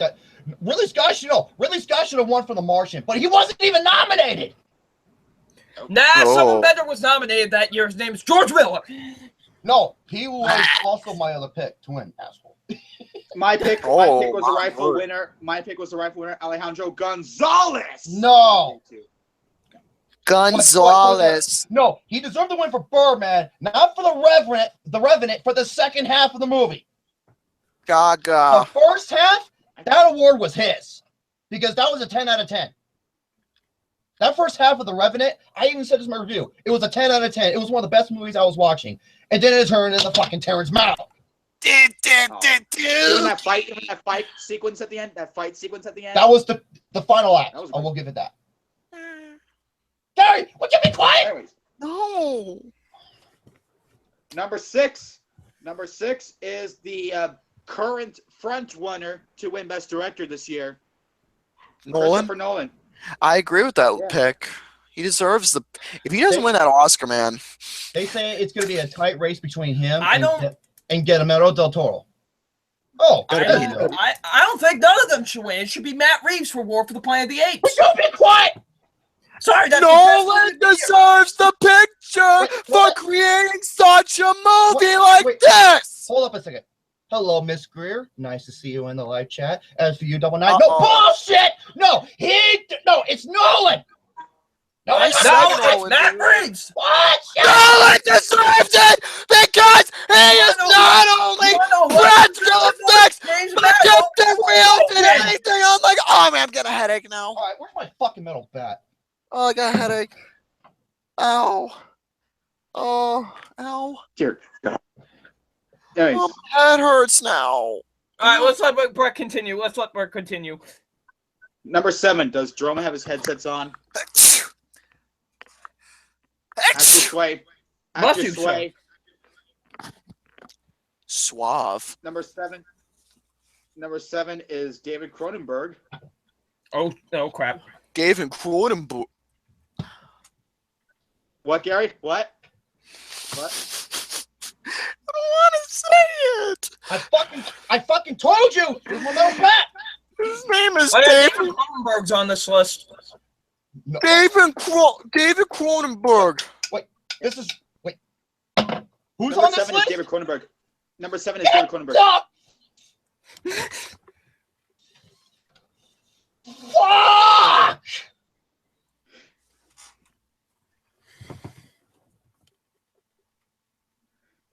Oh dear God. Okay, do you mute himself? Okay, good. All right. Number 8 is another. I muted him. Okay. Number 8 is another David, and his last name is Lynch. Bleach. I think David Lynch is a pretty solid director. I like him. I'm not a fan of most of his movies, but The Elephant Man, yeah, that's a good one. David Lynch. Elephant Man is his best one. Elephant Man. Yep, Well, I I'm agree. Dude, the Elephant Man, dude, that movie was so fucking dark, but so amazing. Oh yeah, and I love Mulholland Drive, and I love Blue Velvet. And by the way, Brett's got those on Blu-ray. Too. I don't have any of his movies on Blu-ray yet. And I know you will soon. I know you will. I will soon. Number 9. No, not the actor, the director, Steve McQueen. I like Steve McQueen. Wait, did he do the movie Lock? No, that was Stephen Knight. God damn it. Well, Stephen. Oh, Steve McQueen. Wait. Oh, for 12 Years a Slave. He's doing another movie next year called Widows. Okay, I'm gonna say this right now. Alfonso Cuarón, that was his award. Yes, it was. Moving on. I still think his best film is Shame. Oh, with Michael Fassbender. Shame is great. That's a character And that's study. also Michael Fassbender's best performance. That's also Dude, Fassbender's Michael best Fassbender, performance. he's the white Julio Gomez. Yeah, he's got a big song. Oh yeah. my God. No wonder Jennifer Lawrence's Mystique is always with him. All right. And number 10 is Denis Villeneuve. No! Yeah! No! Fuck you! Motherfuck you! Fuck this goddamn fucking shit! All right. Yeah, and that is the list, and those are all. Boring ass! Fuck! Oh, no, he's a fucking great filmmaker. Yeah, everyone's laughing at the live show. Ha ha ha! Ha ha! Romy boy, you got your ass fucked! Ha ha ha! Why do I sound like Ed from Ed, Ed and Eddie? Don't ask. Don't ask. Wait. That's the devil says, shut the fuck up, you fat bastard. You be quiet! Yeah, shut the fuck up, you fat bastard. You nasty ass shit, dick looker! Oh, wait. There's someone missing. There was someone missing. Stanley Kubrick. What? Oh, wait a minute. What the fuck? Gary, why'd you shut off my camera? I didn't do anything. You shut off my camera! No, I didn't. Wait, you're allowed to do that? I ain't doing anything. Gary! Fuck! Because he's close to the thing right now. Quit fucking with my goddamn shit! You gotta kick your ass. What about Alfred Hicks? Hey, my beauty is watching. She wants to see my luscious face. Now quit fucking with my shit! Okay. Oh, God damn it, I was going to turn it off, but you turn it on, I had to turn it back off. Ah! Okay, go ahead. All right, and those are all my topics here, and Double Nine go. Oh, and by the way... Gary, he's gonna kick your ass. You better stop. And by the way, I have another bottle of Mountain Dew with me. Ooh. Ooh. Okay, so I guess it's my turn now. Go ahead. So Gary, I got one question for you though. Huh? How you doing? I'm doing shitty. What do you got for topics? Okay, we got. All right, one thing I want everybody to do tomorrow. Tomorrow is the night. Today. No, not that. But tomorrow is the night before Halloween. Yeah. And that is, of course, Devil's Night. That is a significant thing in a little movie that I love. That is one of my favorite films of all time. I know it is The Crow. The Crow. The Crow. So what I want everybody to do tomorrow is to sit down and watch The Crow. I want everybody to do it. It's a tradition I've been doing since 2013. I always do it every night before Halloween because the movie's a masterpiece. It's one of the greatest comic book movies I got one condition. I'm proud of my wiener, so is it okay if I can, You know what, Gary? You will be proud of your wiener because you know why? There's a good Asian chick in that movie. Yes, there is. Double Nine.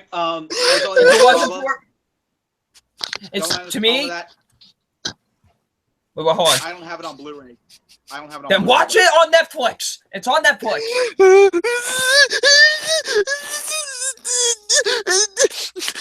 As we let Gary cry his eyes out, I just want everybody. If it wasn't for The Dark Knight, this to me would be the greatest comic book movie ever made. I'm dead serious. This movie is a masterpiece.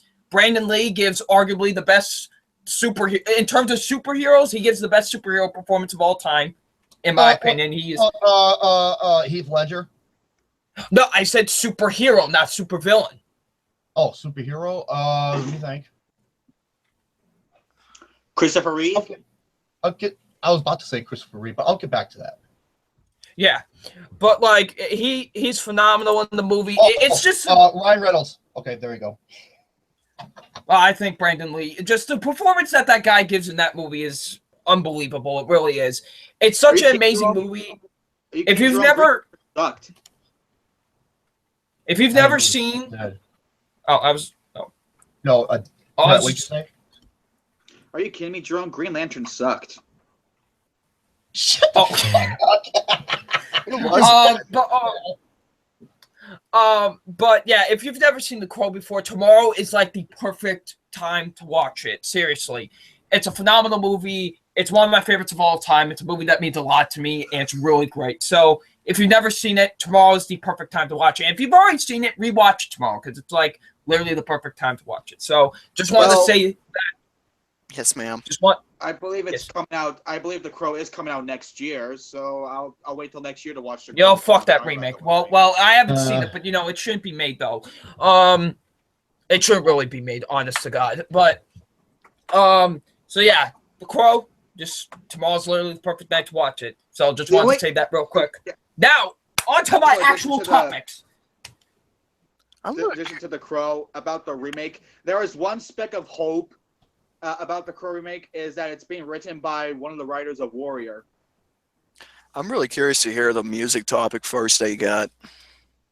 Oh, speaking of music, The Crow has my favorite soundtrack of all time in any movie. That is like 90s rock at its finest. Forrest Gump. They have like bands like Nine Inch Nails, The Cure on that album. It's fantastic. Well, The Cure was more 80s, but just saying. Well, and plus that's the best song they've ever done is on that soundtrack. They literally wrote that song for the movie. It's incredible. Let me get. Oh, really? See, Yes, that's it's when I can. incredible. That's when I can make an okay of a song that is written. Well, no song from movies if it's written exclusively for it. And by the way, greatest soundtrack for movie. Hello here. I haven't seen that movie, so I can't. But yeah. And also, interesting fact: Nine Inch Nails did a cover of Joy Division's "Dead Souls" for that movie, and that's on the soundtrack for the film. I was not a fan of that cover. And that is my favorite cover. That's one of my favorite covers of all time, and that is my favorite Nine Inch Nails song, actually. So, very interesting fact. So, yeah, great soundtrack and a great movie. All right, now to the actual topics. Here we go. You guys ready? No. Yes. Okay, that's for you. All right. So, first topic I got is 2 movie reviews. All right, first one is a documentary I saw. I saw this with my good buddy, Caden LaPlante. We both watched it together. And that is Spielberg. That's that This is- documentary. Yes, the documentary about, of course, the most legendary filmmaker of all time to me, Steven Spielberg. This man has made so many incredible movies from, of course, The Color Purple, to E.T., to Close Encounters, to Jurassic Park, to Schindler's List, to, of course, my favorite, Jaws. The man has made so many incredible movies. And this basically talks about his personal life, the movies that he's made, and it is fantastic. I love this movie a lot. It's an incredible documentary. If you love Steven Spielberg as much as I do, definitely check out this documentary. The best part of the whole documentary is like when they talk about Schindler's List. It's so incredible. Because they talk about his Jewish background before they talk about how he made the movie. It just adds so much more emotional weight about how he actually made the movie. It's really great. And the true thing is about that Schindler's List. Interesting about Schindler's List. One of the producers behind Schindler's List is actually one of the remaining survivors of that terrible Holocaust. Yep. Oh, yeah, that's right. And Robin Williams called him once a week to help cheer Steven Spielberg up because Steven Spielberg said this. It was one of the hardest times he ever went through as a filmmaker, but it was the most important movie he's ever made. Yeah, Oh, yeah. no question. No question, it was the most important movie he's ever made. Teenage greatest movie of all time. It is so fantastic. I love this documentary a lot. Definitely check it out. Now, my next movie review is a throwback review. Let's kick it back to 1992, people, to the final installment of this trilogy, and that is the Evil Dead trilogy. And this is the final installment of it. Oh, Army of Darkness. Army of Darkness. I finally saw it. Now, quick. Made me laugh. Hey, we'll get to that. Number 9. Yes. Look, this is my boomstick. The great quote. Now, I like boobs. boomstick, not boom. Boom! Oh, I like boobs though. That's great. Now, As you were. Here's my quick little rundown with the first 2. I really like the first movie a lot. I think it was a really interesting and creepy horror film. I am in such the minority. I am in such of the minority with the second movie. I do not care for it. I'm sorry. I do not care for the second movie at all. It's not a bad movie by any means, but it's I don't know. It just didn't stick with me. It really didn't. It was just all right. But however, Army of Darkness is my favorite one. Wow. This, That's okay. honestly, like, just the way they take. Okay, okay, here's the basic premise of the movie. At the end of the second movie, Bruce Campbell, who is Ash, he gets sent back to medieval times, and the evil follows him to the medieval times, and now he's got to get this book in order to get back, and it's just hilarity ensues from there. It's seriously, this movie was hysterical. I was laughing a lot throughout this movie. It's wacky, it's beyond goofy, but it's aware of what it's doing, and it's great. Like, I love it so much. I love the practical effects used in it, like the makeup and stuff like that. It's really great. And like Jerome mentioned earlier, the villain is hilarious in this. I love the villain. He was fantastic. And plus, this is my favorite performance of the Ash character. Like, he just, this is when he's in full badass mode, and it's great. I love it. And when he builds that mechanical hand, that's just great. It really was. So yeah, Army of Dark. Replaces right hand. Yep. And Army of Darkness is a great movie. If you've never seen this movie, it's hilarious. It's goofy. I'm guilty. But definitely check it out, man. It's fantastic. I love Army of Darkness. It is a great horror comedy. Plus, this movie has an alternate ending, actually.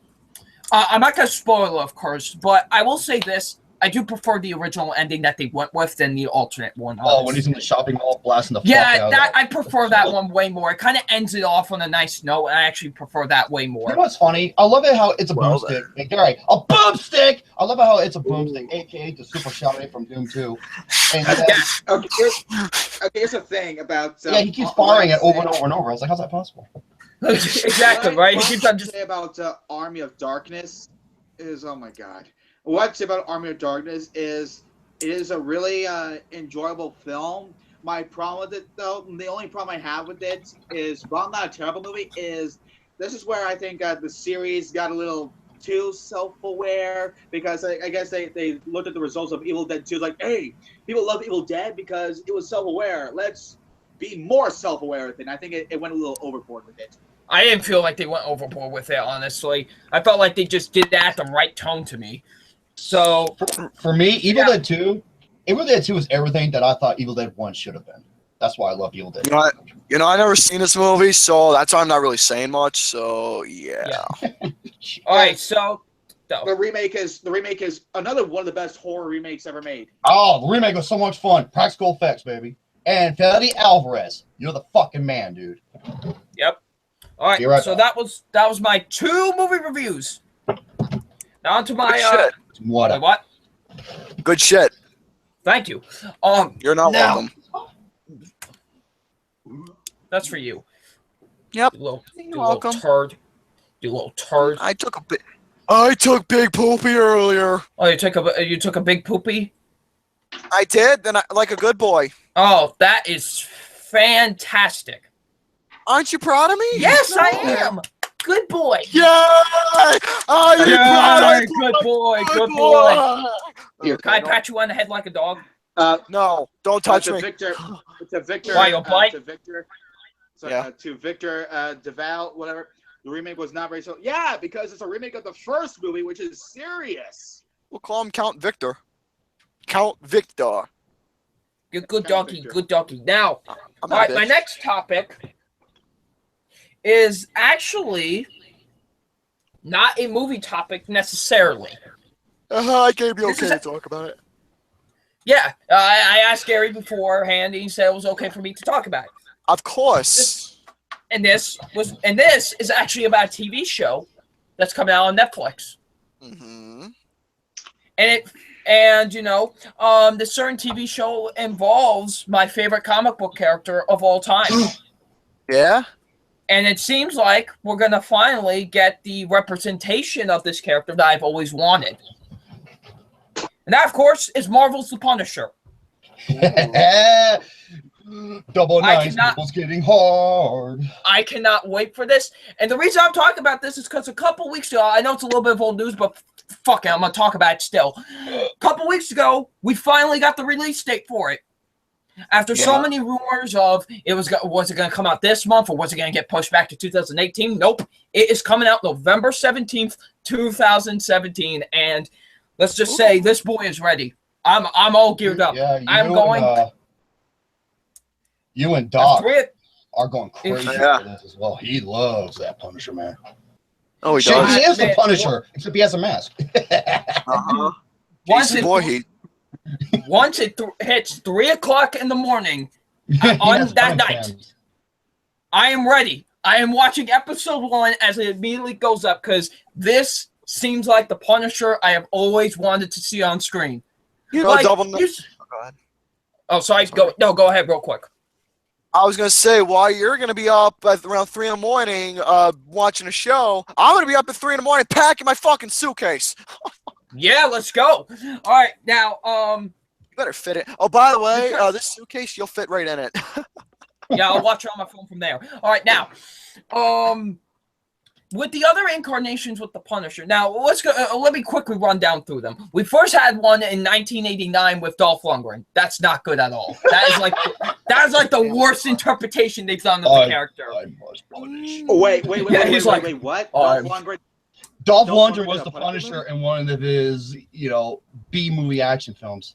Yeah, it was Yeah, pretty and bad. that's Wow. basically what it was. And they had literally like no references to the character at all. Like it was just he didn't even have the iconic skull on his shirt. Like it wasn't even anything that had anything to do with the character. Then years later, we had one in 2004 with Thomas Jane, which was my favorite interpretation for a while. Like that movie is. Would say. No, I said, Okay, the film is one thing. I will say this: Thomas Jane was a great Punisher. I will give him that. Yes, I think it's a really underrated comic book movie. I really do enjoy it a lot. Like I thought Thomas Jane's performance as a character was great. Like he really did embody the character a lot, and he really did a fantastic job. Then we had Punisher Warzone, which is my biggest guilty. Listen, on a movie stance is not good. Oh, it's a big guilty pleasure because man, heads will explode. However, Maybe on a some guilty scans. pleasure level, this movie is fun to watch. Okay, it is Exploding Heads the movie. It's glorious. Have you seen Scanners? Scanners. Yes. Now, dude, literally, a guy gets his head punched in, like his head punched in the movie. That's how far they go. That's how far they go with it. It's fantastic. It's on a movie standpoint, it's not good. But however, No, it's not. It's not good. But however, on a guilty pleasure level, it's just so much fun to watch. Honest to God. And then we had John Barenthal in 2016 with Daredevil Season 2. And this is by far the best interpretation of the character. And now he's getting his own show. And being hyped as hell for it is an understatement, a big understatement for me. I am truly looking forward to this a lot, and I can't wait for November 17th. And I know a lot of people are like, oh, they're releasing it the same day as Justice League. It's not going to affect Justice League at all. No, because it's Netflix, am I right? Exactly. It's Yes, on ma'am. Netflix. You can The watch only it thing- anytime you want to. I'm not too excited about the punch. I don't care about all, but the only thing I'm hoping for that hopefully it'll give John Bernthal a good boost to his career because he's such an underrated actor. He doesn't get a lot of work these days. This is his best work. This is honestly, to me, his best performance. Like, he is truly incredible. And I can't wait to see what he does as his own show. So, yeah, that's What are you giggling about now? C.A. Kruger! We never speak of that movie on this show! Let me guess, Rock of Ages? You fucking A! all right. Well, so that's my topic on the Punisher. Speaking of Marvel people, Are we Marvel, discussing? Thor Ragnarok comes out this Friday. I figured I rank each of the phases of Marvel and just the entire series overall. Okay, I'm gonna join you along. I'm gonna join along with you on this one. Okay, so here. Okay, I got my list. Oh, by the All way, right, so- everybody was doing their ranking in terms of like 1, 2, and 3, like part 1, part 2, part 3, and then when I did the overall, everybody did the overall. So here we go. All right. So okay. So we're gonna start off with phase 1. At number 6. Okay, we're gonna go from 6 to 1. You guys ready? No. Yeah, No, because phase I never got interested in the MCU until later in phase 2. All right. So here we go. Coming in last place for me for phase 1 is Iron Man 2. I agree. No, I don't agree. No, for phase 1. Iron Man 2, phase 1. Not overall. Oh, I'm sorry. No, Iron Man 2 is the last one, yes. Iron Man 2 for phase 1. Next up, I know a lot of people are going to disagree with me, but I don't care. I'm sorry. The movie is mediocre and it's overrated. Thor, the original. Oh, shit. The original Thor is so freaking boring to watch. No, I'm sorry. It's awesome. I never cared about... It was awesome for the first half, but once he gets sent to Earth, it becomes boring to me. No, because it's a character developmental story. I never. It was literally the only interesting character. The human characters are boring as hell in that. Yeah, like I said, Thor was the least interesting MCU character. Okay, next up, Captain America, a much better origin story movie. Captain America: The First Avenger. That is also my number 4. That's an incredible movie. It's very underrated as well. I feel like it gets overlooked. Next up, Iron Man, the original. That's your number 3? Wow. My number 3 is Thor. Number 2, a lot of people wouldn't have this high on this list, but I love this movie a lot more than most people. The Incredible Hulk. And number 1, The Avengers. Same. The Avengers is my number 1. Gary! Phase 2. Last place. Even though I really like the movie, it's the weakest at phase 2, even though I really like the movie. Thor: The Dark World. Thor: The Dark Turd. Dark World. Horror. Next up, Iron Man 3. A great movie. My next one is Avengers: Age of Ultron. Next up, Ant-Man. I thought Ant-Man was absolutely brilliant. I really thought It is. My next one's Iron Man 3. I must say this. Actually, a lot of these movies I think are great, actually. Because there's not a single... Literally, only 2 of them I dislike. Thor and Iron Man 2. That's it. The rest I like. The rest I either like or love. You know, speaking of so great. speaking of Ant-Man... Oh, go ahead. I really didn't care for Ant-Man specifically for that one scene. I thought that was just the biggest fuck you of the entire movie. No, that was just one scene. But here's the thing, though, dude. That wasn't really a fuck you. Okay, number 3, the most underrated one in the entirety of the MCU, Avengers: Age of Ultron. That's my number 5. Number 2, Captain America: The Winter Soldier. That's also my number 2. And number 1, Guardians of the Galaxy. And that's also my number 1. That was also quite solid, too. Okay, phase 3 so far. Coming at number... And I love this movie, but it is the weakest so far. Guardians of the Galaxy Volume 2. It is. Next up, Doctor Strange. Doctor Strange is my number 2. That was my favorite. My number 2 is Captain America: Civil War. That's and number 1 is your friendly Spider-Man with Spider-Man: Homecoming. I see what we did. Dude, you do not know how much I love this Civil War kicks the shit out of anything Spider-Man Homecoming.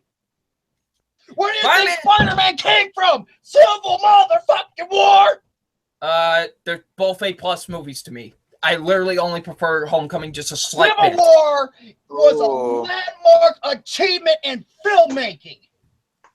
Alrighty. On to my overall. My ass. Now on to my overall. Last place, Iron Man 2. Iron Man 2 is 15. Thor: The Dark Turd is 16. Speaking of Thor, my number 15 is Thor. The first one, get the fuck out of here. 14, Thor: The Dark World. Dark Turd. 13, Iron Man 3. 14, Guardians of the Galaxy Volume 2. 13, Avengers: Age of Ultron. 12, Captain America: The First Avenger. Number 12, The Incredible Hulk. 11, Guardians of the Galaxy Volume 2. Number 11, Iron Man 3. 10. Ant-Man. 10. Captain America, the First Avenger. 9. Doctor Strange. 9. Oh, that should be way higher. This should be way higher. 9. Spider-Man: Homecoming. 8. Avengers: Age of Ultron. 8. Ant-Man. 7. Iron Man. 7. Gary. What? 7. 4. 6. Captain America: The Winter Soldier. 6. Doctor Strange. 5. The Incredible Hulk. 5. Iron Man. 4. Captain America: Civil War. What? 4 is high. Can I say my number 3, or are you gonna say your number 4? Sorry that there are 3 movies that I like more, a bit more. Oh my god.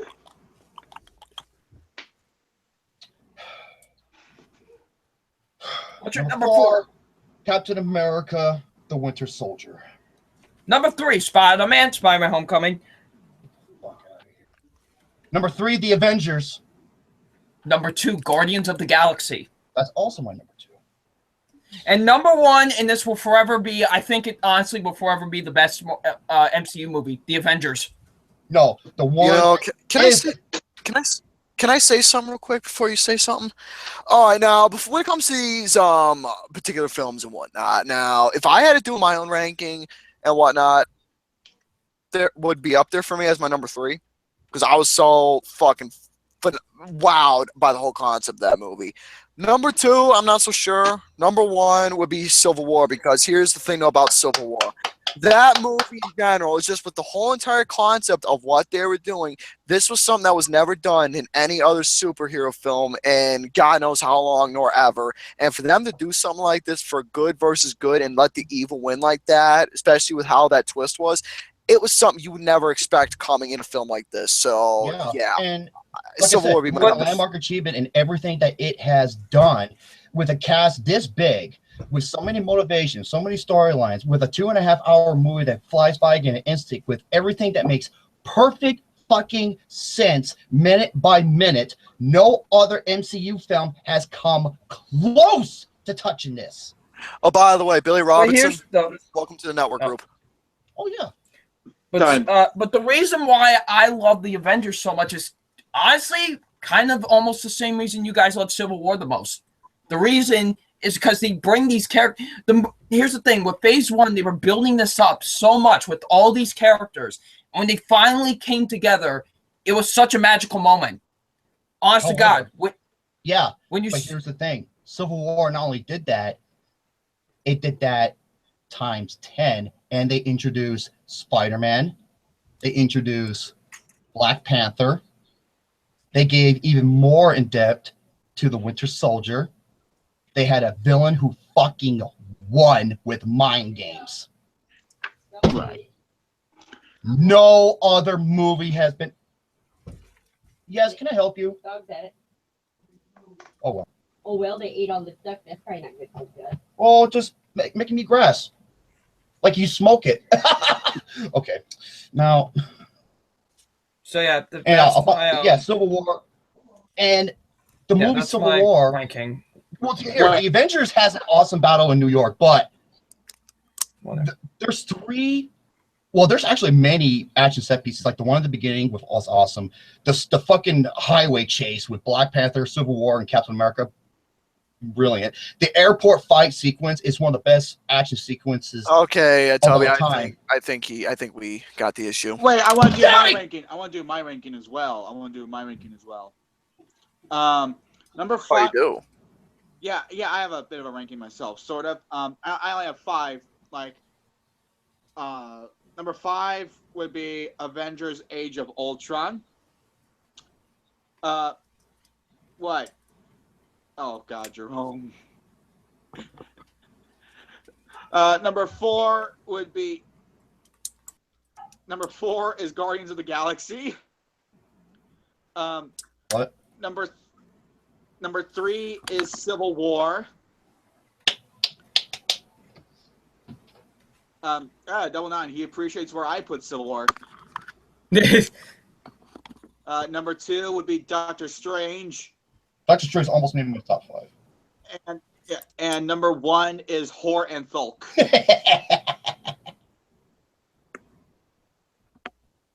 Yeah. Yeah. Hey, Gary, what are you doing? So, What are you doing? Well, I'm not doing nothing. You being antsy again? What do you mean I'm being antsy? Dude, I'm literally okay. Why the fuck is it so silent? There we go. That's the Gary I like. Oh, that's better. What? I'm okay. I've been here. Okay, good. I've just Double been listening. 9. I've just been listening. Yes. That's all. Hi. Hi. How you doing? Well, with the amount of time we have, I think I'm only going to be able to have one topic, which is that slideshow. Go ahead, Double Nine. What is your other topics you got for us? Okay, we got some more. Okay, I'll get through these other 2. I'll leave. You know what? I'll scratch the Final Girls one and just. Which one is it? I just you know what I do? I bring so many topics to the table and I let people decide what sounds more interesting. So what do you have? Okay, I want to talk about the music more one, the one I got for like ahead. the music biopics. Okay, so I have a couple. Now these are not in number one is like that's the only one that's in particular order is number 1, but like everything else is just kind of just ones that I want to see. All right. Mm-hmm. So here we go. First one I want to mention, Oasis. Oasis has a very interesting story because of the brothers. The brothers do not get along with each other at all. They're like Cain and Abel. Just seeing that rivalry unfold with the 2 of them would be interesting to watch on screen. Like, I really love... I want to see the documentary that, well, funny enough, that A24 did about them called Oasis. I think it's called Supernova or something like that. Which, because... We'd say? I was going to say, I know that both Liam and Noel, I think they hate each other, don't they? They hate each other. And in 2009, they were supposed to play a festival. And they almost got into a fist fight with each other. Funny, because Count Victor said this, I don't think they'll ever return again after that fight. He just said that right before he just mentioned it. Yeah, I don't think they'll ever reunite after that fight because they just got into it almost got into a fist fight. It was that brutal. And just witnessing that on screen would be very interesting to watch. Next up, Pink Floyd. That would be interesting to see a movie about Pink Floyd. C.A. Cougar, they're awesome. Yeah, they're fucking great. I would love to see a biopic about Pink Floyd because they're one of those. We sort of got one. It was called The Wall. Well, here's the thing about The Wall. That was a movie. That was a music movie unlike anything I've seen when it comes to that. Now, here's the thing with Pink Floyd. One thing I'm specifically interested in seeing is how they managed to construct making the Wall album itself. Especially that's what I would like to see. Times I want to know the most is when they were making Dark Side of the Moon, Wish You Were Here, and The Wall. I want to know during those times the most because those are some of the most influential records of all time. And just seeing seeing how they went through with making those records and stuff would be very interesting to watch.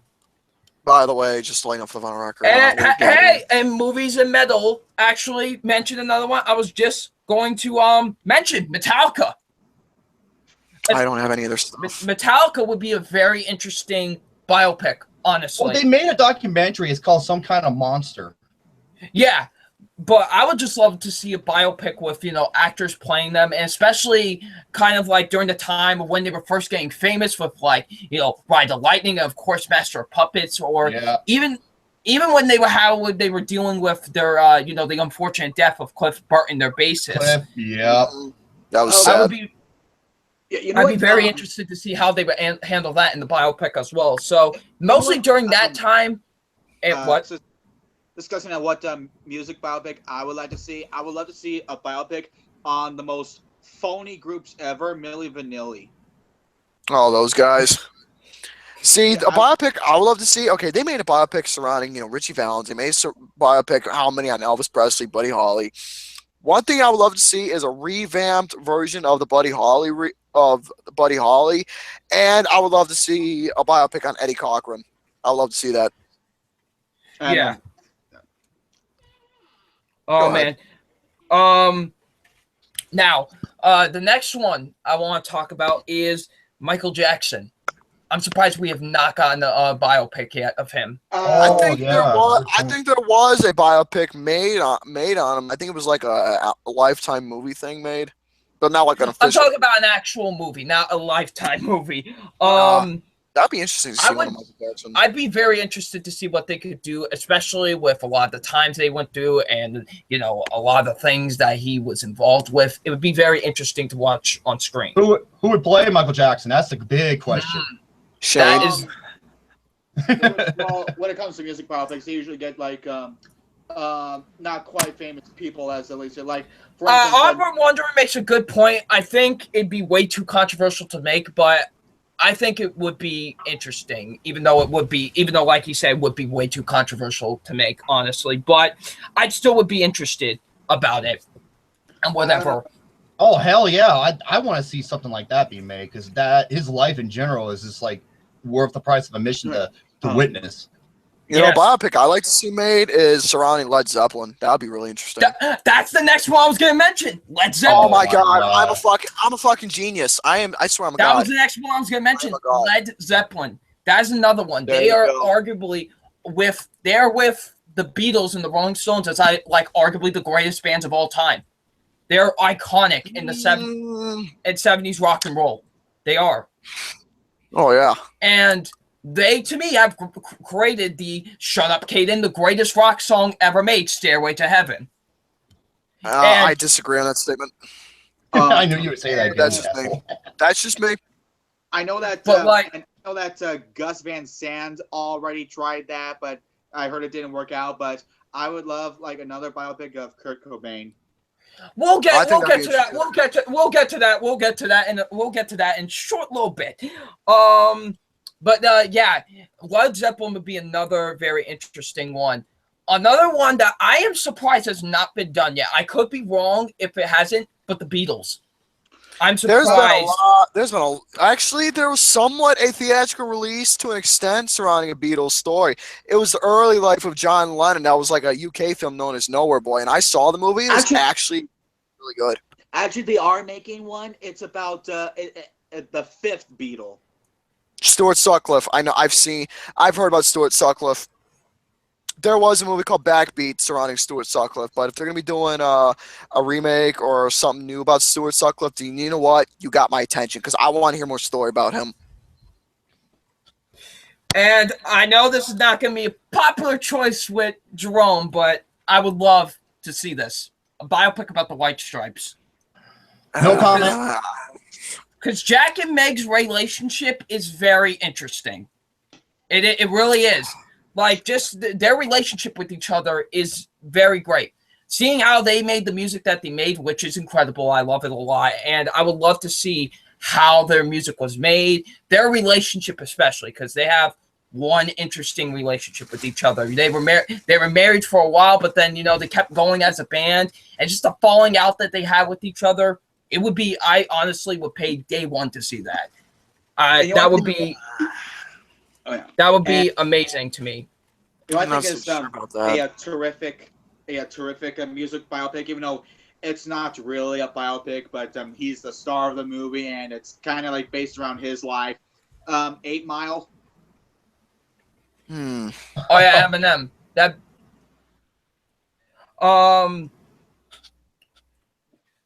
Wait, what? Oh, okay.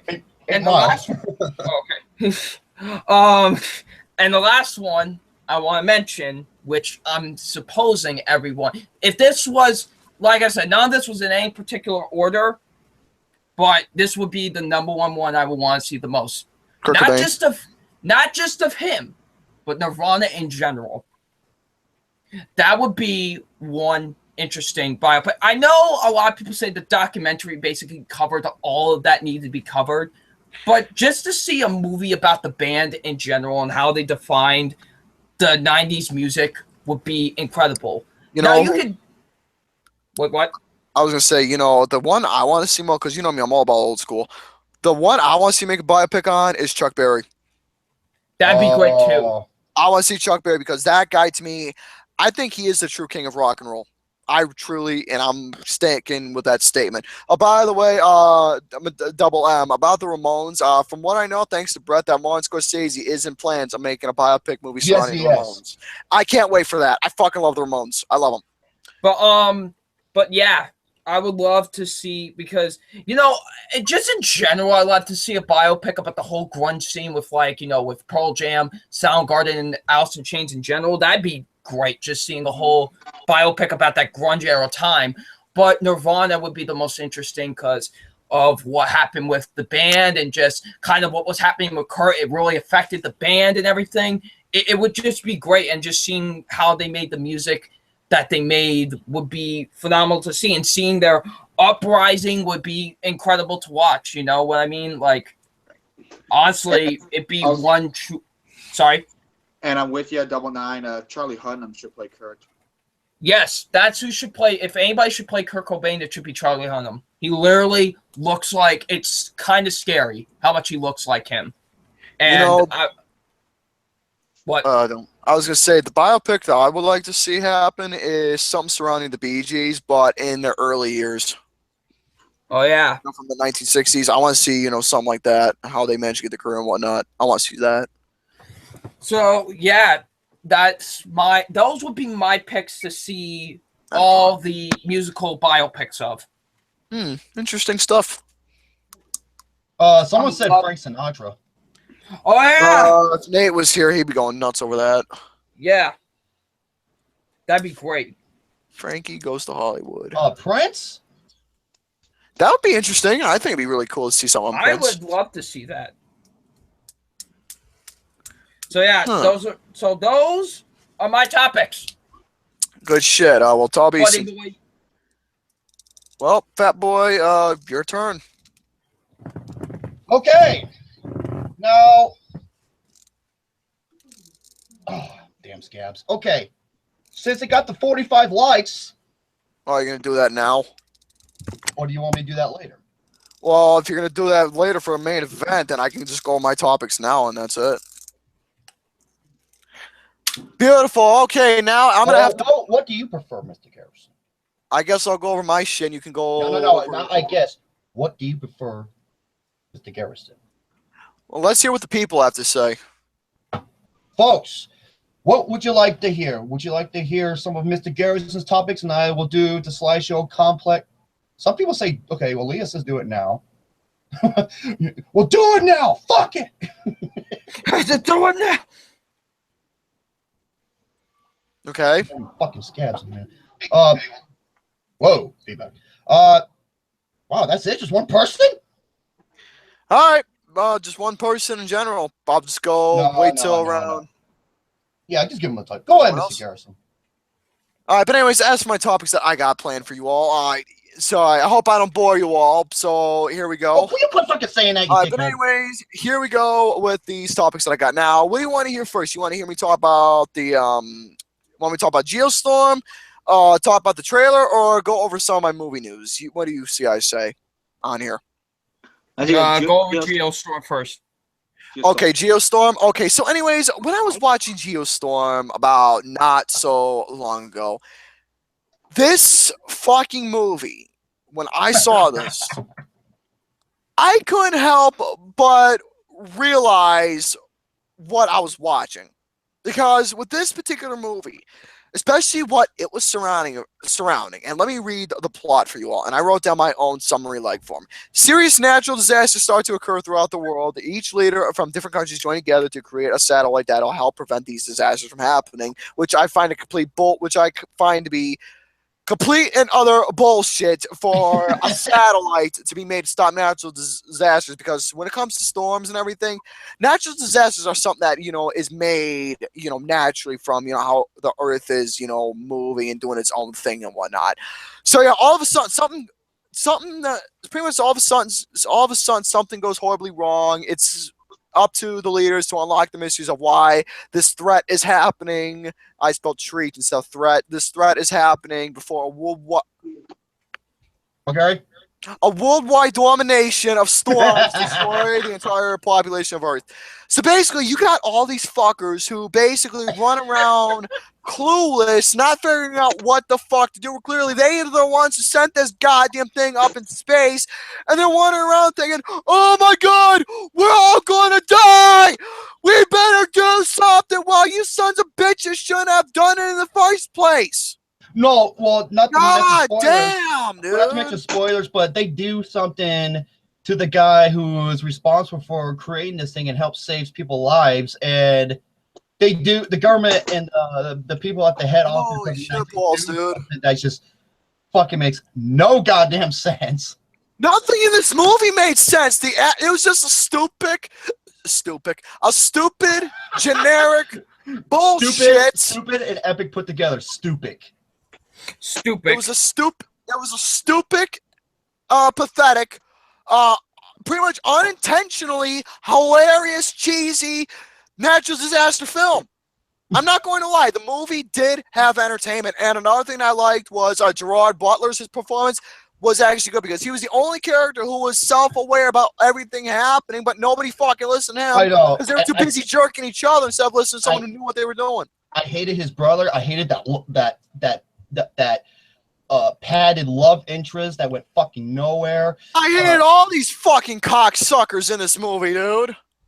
Oh, and the guy behind, because of a conspiracy. It's like, God damn, dude. So yeah, overall, and they had to bring politics into this shit, which I fucking hate. Oh, by the way, another thing about this movie that really was depressing is how they add, real life events from the past of natural disasters in the beginning of the movie. Then all of a sudden, you went to this conference that went nowhere. Then all of a sudden, the satellite's invented, goes up, then boom, satellite broke. Boom, here comes water. Fucking hell. So yeah, overall, I have to give the movie a 1 out of 5 because it was entertaining to watch. It did make me laugh, and Gerard Butler was the only thing that was good about it. So yeah, that's all I can say about the whole entire movie. Oh, also, by the way, I have a review uploaded already for you all. If you want to take a look at that, it should. What the? Yeah. Speaking of you, Spider-Man: Homecoming. There you go. My movie. Yeah, that review's up, so I'll put it here for you all. But anyways, as for the next topic I got, I'll go over my trailer since we're doing the movies. Okay. And I want to go over my theater experience as well. Okay, so when I went to go see Jigsaw, I did a doubleheader. I went to go see Jigsaw. Doubleheader? What? You gave two guys head?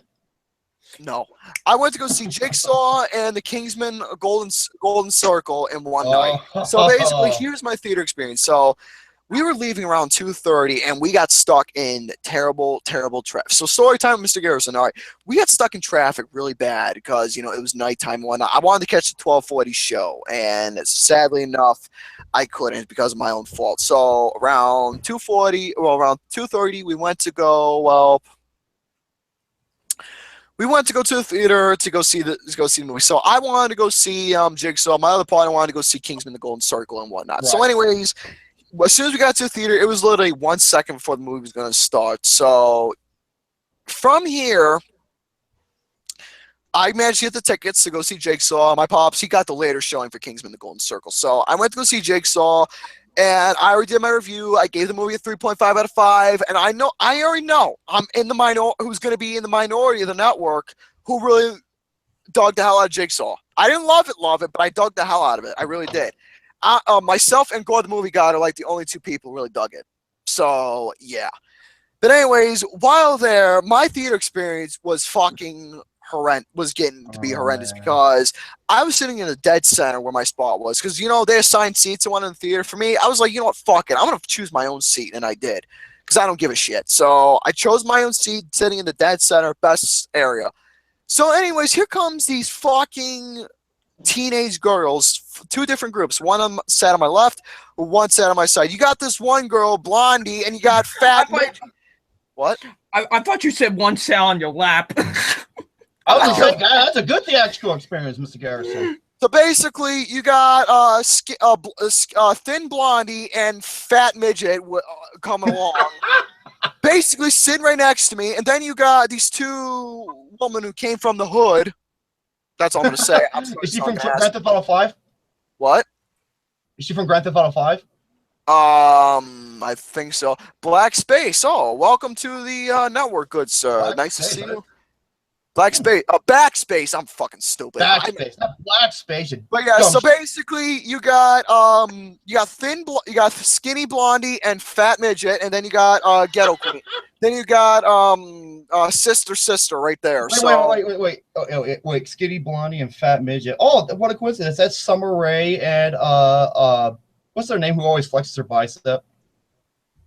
I don't Dan know. Brooke? Dana Brooke. Yeah, Dana Brooke. So yeah, basically you got the cast from Sister sitting on my one side, and you got Fat Midget and Thin Midget The cast on my other side.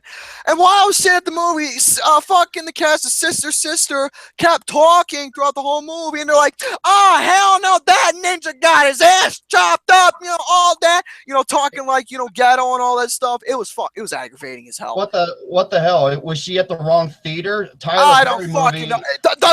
Medea's Haunted House. That movie was 2 rows down. That was like 2 doors down where I wanted to sit. So you could have went to go see that instead. Fucking hell, wrong movie, Sister. All right, then after that, you got fucking midget. You got fat midget, and you got goddamn Joe. Mr. Casual looked like a beanbag chair. I beg to differ. I'm going to hell. But anyways, the reason why I'm talking so much shit about these people is because they almost ruined my theater experience. That's why. So from there, those 2 girls were not only talking, but they kept playing on their fucking phones, taking pictures, and their screen was so bright. So basically, there's a thing called fucking library. So basically, from there, I moved up 2 rows. I couldn't hear the sister girls anymore, thank God. But the fucking other chicks, their phones were so fucking bright, and thank God, I had some candy on me. I had some. Backspace said in parentheses, "These people." Yeah, these people. So, anyways, I had these candy. I had some candy on me, which was I had some Skittles on me, and from there, when I had these Skittles, oh yeah, this is funny. So here's what I did. The fucking asshole that I am. I literally kept taking the Skittles and I kept throwing at both girls, and a couple times it did hit their phones because I was so aggravated. I kept throwing Skittles at them until they turned their phones off, and thank God it worked. They were getting pissed too. Taste the rainbow, bitch. But here's the thing, though. I wasn't the only one who's sitting in the way back row. So thank God I managed to get my experience back for Jigsaw. Then after that, thank God I didn't pay to see Kingsman: The Golden Circle. I managed to sneak into the theater to catch up with my pops, and because literally Kingsman: The Golden Circle was literally right next door from Jigsaw. Oh, so they didn't see no one. You sneaky bastard. No, like I said, I don't give a shit what happens to me. So I literally went right next. Dude, I'm not called the young assassin for a reason. I'm a sneaky little shit. You're welcome. But anyways, I snuck right into the theater next to me, which was Kingsman: The Golden Circle, and I managed to see that movie right on time, and my God, I was disappointed up the ass with that. Thank you very much. I was the same way. The movie had plot holes galore, the action sequences that were pretty much everything that you loved from the first one was not in this one. It pretty much goes against everything that you love from the first movie, and it's not in this. Yep. Elton John was the biggest waste of space in this whole entire film. God, I fucking hated him in that goddamn movie. He was a waste of space in the whole entire theater. It's gonna be a long, long time. Oh, don't start singing. Don't start singing. Please don't start singing. But yeah. But it's Elton John. I love Elton John. I do too. I got his records. But yeah. I'm just going to say this right now. The Kingsman: Golden Circle, my biggest disappointment of the whole entire year. That's all I can say. It's a 2 out of 5 for me, and pretty much I gave my review right there. So B+ or 1.5 out of 5. So yeah, 2 out of 5. I was severely disappointed. I couldn't believe this. I was like, what the fuck am I watching? So basically, from there, here's what else. So basically, after my theater experience, was the theater for Kingsman: The Golden Circle was a damn good experience. Everyone was quiet, enjoying the movie in peace, and I got a good experience. But yeah, good experience from that, and that's pretty much my theater experience from yesterday when I did my doubleheader. Thank you, MC Deadpool. He says also thank you for wasting Channing Tatum, who looked like he had a lot of potential. Oh, he was a waste of space. He was wasting this whole movie. Okay, next up, let me go over the trailer now. Backspace says, so you sneak into theaters, pee in the girls' bathroom too for fun? Who is this guy? So you sneak in the theaters, pee in the girls' bathroom too for fun. Actually, fun story. I did piss in a. I actually did end up in a woman's. I actually did had to sneak into. Okay. When I went to the store one day, one more story. I'm gonna make this quick. When about a year ago, over the summer, what happened was I was playing pool. I had 2 big gulps of Pepsi. And I did drink them all. So we had to go to the store, and the road we were on was very big. So continue. I'll be right back. Oh, bumpy, excuse me. So when I went on this store, when we were on this road, my stomach was starting to get the bad bubbly, and I mean it was pretty bad. So what happened was I had to take a bad shit, and it was not a good shit either. So as soon as we got to the store, I told my pops, dude, please park over to the side. I gotta poop. So I literally ran into the store. Everyone was you're like me. Everyone was literally looking right at me, and I kept thinking to myself, oh my. And I didn't give a shit at all what people were thinking. So I just ran into the store, ran into the closest bathroom nearby, and I just did my business from there. And then all of a sudden, I managed to look underneath. I saw some high heels and other shoes, and I peeked out, and I realized, oh fuck, I'm in the women's bathroom. Okay. I'm sorry, but this is really annoying. Hold on a second, guys. I'm gonna back out of this because this really annoying, keeps cutting off. I'm gonna update the Hangout. Hold on a second. I'm gonna go to App Store and update this fucking shit. I'm getting tired of all the cuts. I'm fucking tired of this shit. Okay. It's gonna just be me and you, Gary. How you feel? I feel like shit, like always. Oh god, now he's back. Who's back? Oh fuck him. But anyways, yeah. That's what happened. My shit experience. So that got all done.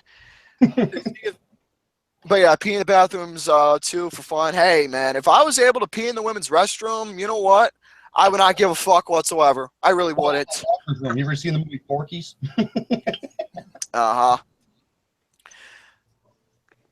So yeah, basically that's all I got to really say about that.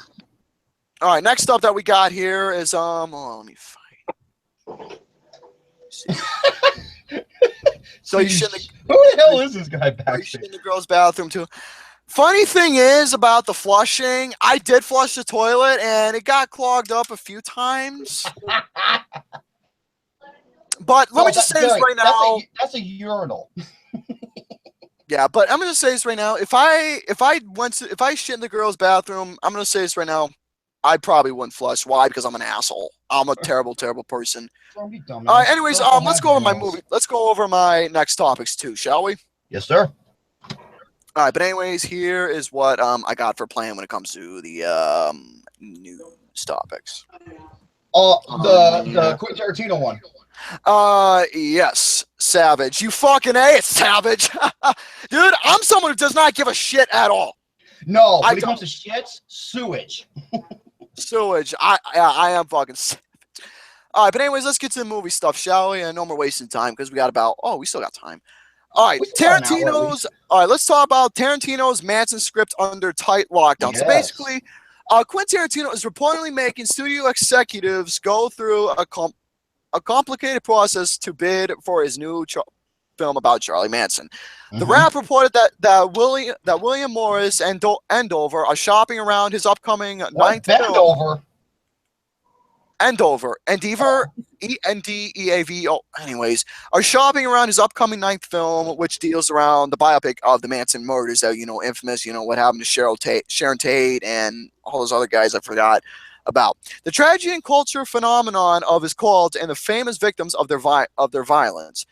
And the likes of Warner Brother Pictures, Universal, and Paramount Pictures are all interested, but in order to bid, the studio executives have to go to WME's Beverly Hills offices to see the script in person. So yeah, basically, I'm going to stop right there. There's been a lot of complications within the script in general from the way it sounds, and we basically got our ideal concept, of what this film is going to be centering about and whatnot. So since this is going to be coming out in 2019, which I am extremely excited for and whatnot. Like I said before, I think he's making this movie because that's his redemption. So he didn't get much credit, and the script got changed or something or whatnot for natural born killers. Yeah, so basically this is Quentin Tarantino's like redemption. That's what I believe.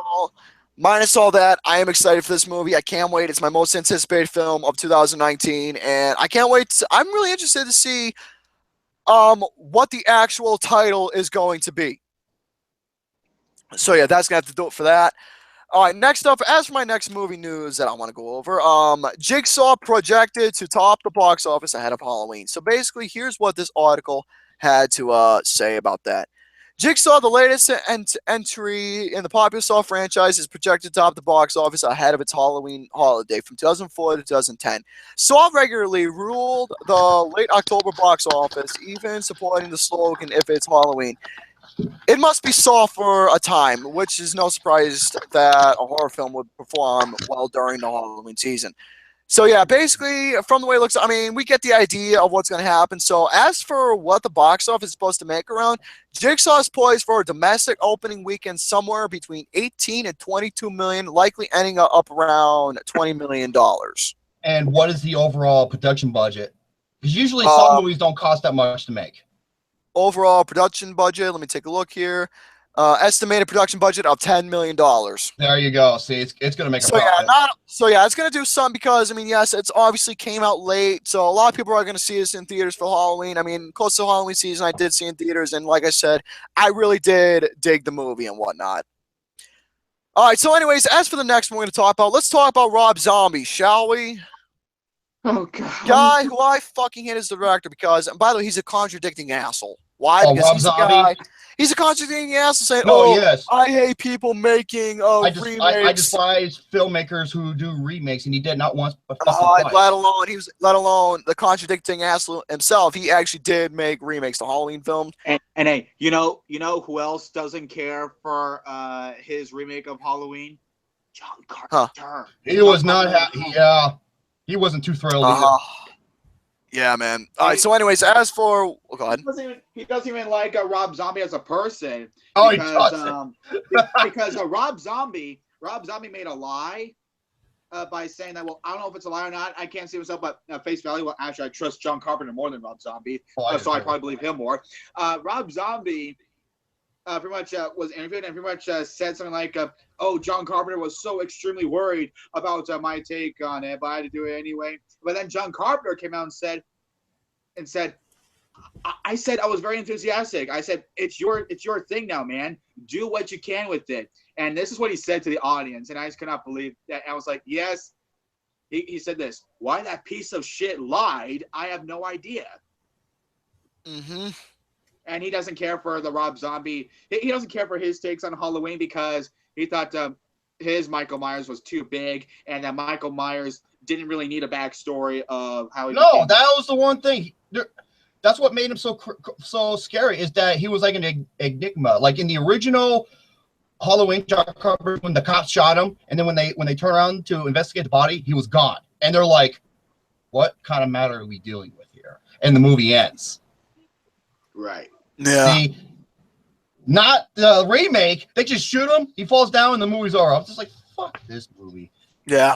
So basically, as for Rob Zombie, what he's planning on doing, director Rob Zombie is set to create a follow-up to 2005's intensely brutal The Devil's Reject. I fucking hate that movie. A film often cited as his best to date. No, okay. There was one good thing about the movie. I forgot what the name of the cop was. He was also a cop in the movie The Rock. He's also in the Devil's Reject. He was the best character in the movie. Everything else about the movie is utter fucking garbage. Yeah. So basically, from there, Rob Zombie is going to be making a follow-up to I'm sorry, I'm out of breath. So basically, Rob Zombie wants to do a follow-up for The Devil's Reject, and I just discovered another topic that's really interesting. 15 horror movies that make you want to shower. I'll go that next episode. Oh, I know it's not on the list. I can tell it's not on the list. And it's only well known if like you're a true horror fan. I just want to say this real quick about this little horror movie. I know I hate to steal ones, but I just want to get this out of the way. Okay, so when I went to the convention, like I told you, this convention I told you about earlier in a couple episodes, I bought this Blu-ray. I heard about it. Was called The Girl Next Door. No, not the Emil Hirsch rom-com. This other film with the same name. And I was like, I heard so many things about it. And I heard it's incredibly disturbing. And I thought, what the hell? I love disturbing movies. I owe 12 Years a Slave and Requiem for a Dream and Shame. I love watching disturbing movies. You call me a sicko, but I do. So I bought the movie and I put it on. And at first, it doesn't seem like it's too bad. And then as the movie progresses, like, yes, it gets a little creepy and a little strange. But then somewhere in the third act, I was like, oh, hold on a second. I could not sleep. I could barely sleep. And so you were like me when I saw The First Ring. Here you go.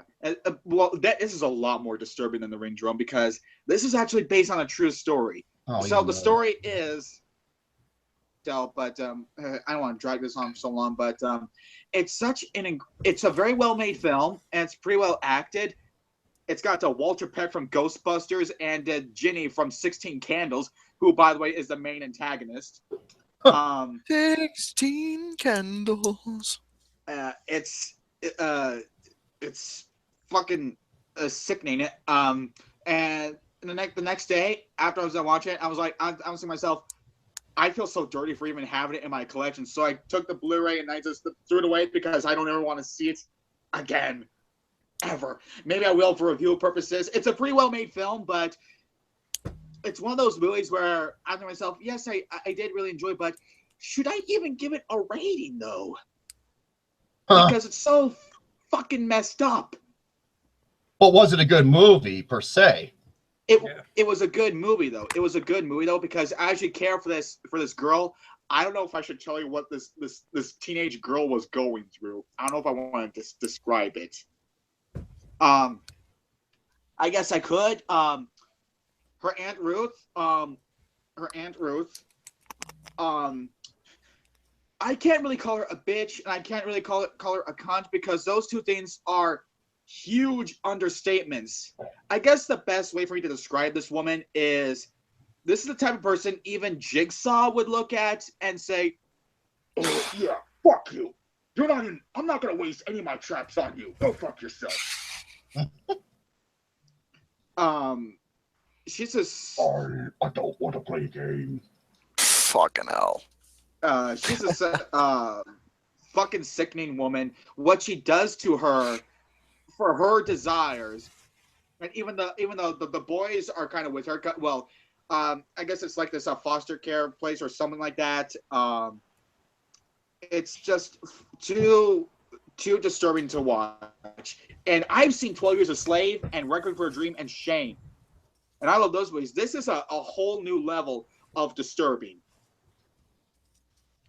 It is just so sickening and really sickening to watch. I can't really describe it. Like, if you're the type of person who gets really what was that word I was thinking of? Squeamish? Then don't watch it. Stay 10 feet away from it. Or if you love disturbing movies like I did, then you might watch this. But guys, this is not Shame. This is not Requiem for a Dream. This is not 12 Years a Slave, and this is not Bad Lieutenant with Harvey Keitel. Oh, the Harvey Keitel version. Okay. This is I love the Nicolas Cage one. Me too.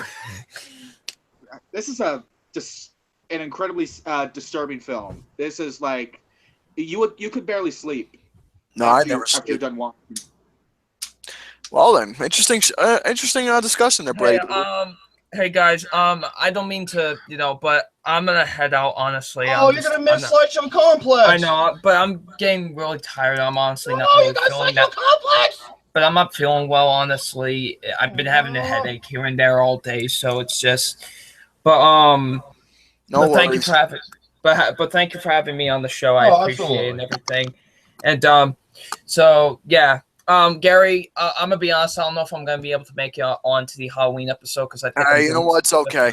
It's okay. Because I'm doing something with my mom on Halloween and stuff like that. No worries, man. So, but and thank you. Before- Thank you for the offer, though. As always, Double. and And I have. watch Double Nine.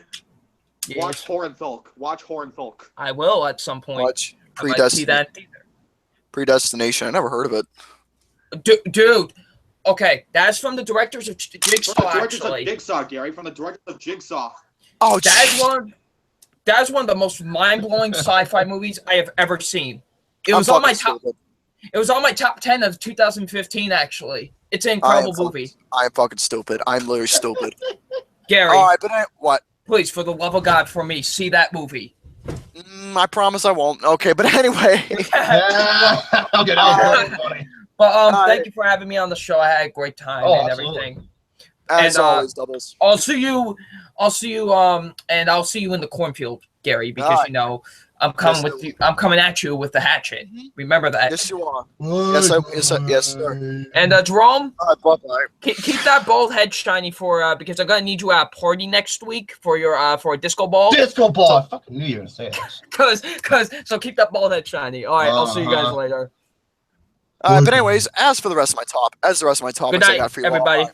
Good night. All right, next up we got here is we got some news about The Nun. The Nun writers explain how it's different to other Conjuring movies. So basically, we all know about The Nun in general, or Valak, better known as name, and we saw the debut of that character come in The Conjuring 2, and basically, well, we get the idea. So from what I know about this one is this is going to follow from a much more darker and much more deeper, meaningful, you can say, of a story, and you know how the nun got, well, what happened to the nun and how it's haunting, a lot of lives and whatnot. So basically, also there's going to be another movie that is going to be surrounding within the Conjuring 2, that is The Crooked Man. Oh yeah, which honestly though I think is going to be fucking scary as hell. I mean, there once was a crooked man who had, I forgot how the riddle went, but from what the Crooked Man looked like in Conjuring 2, yeah, he was fucking terrifying. He was terrifying. It was, but so yeah, I'm definitely looking forward to hearing what The Nun's going to be about, because it is my most anticipated horror film and most anticipated film of the whole entire year of 2018. Because I'm a big horror guy. Okay, I'm looking forward to The Nun, but I'm really, really worried about it because it could be another Annabelle. Annabelle 1, that is. It could be another Annabelle. That's what really worries me. Oh, I see what you mean. You may never know. Just have to wait and see what's going to go down. Yeah, but this is what, I'm sorry, but I keep interrupting, but this is one thing I really don't like most about a lot of mainstream films these days is that they see a certain character in a movie that a lot of people talk about. It's like, hey, people talk about this character. Let's give him his movie. Hey, people love that thing. Let's give that its own movie. It's kind of unnecessary for the most part. Like for instance, Gary. Yeah. Minions, the movie. Yeah. Minions, the movie. Fucking hate Minions. Suckers. All right, but anyways, as for my next two topics I got, then that's gonna be it for me. All right, Tommy Wiseau. We know about the latest movie coming out that's gonna be starring James Franco as Tommy Wiseau himself in the Disaster Artist. Basically, it is gonna be a biopic surrounding of how the room was created and the whole entire principal concept, what that movie, costed, and all the trouble for that is. Hey now, Buster, those kind of films can be good. I agree. The Nun's gonna be good. The Crooked Man, I think that's gonna be really good once it comes out. Just gotta hear more. But I have a lot of intentions and I'm pretty much supporting this movie because it's part of the Conjuring series, and I can't wait. All right, so as for the next two topics, I got Tommy Wiseau. When it comes to the Disaster Artist, he originally wanted Johnny Depp to play as him. Quite interesting, to say the least. See, here's the thing about Johnny Depp. We all know who he is and, all the crazy characters that he's done. But here's the thing, though.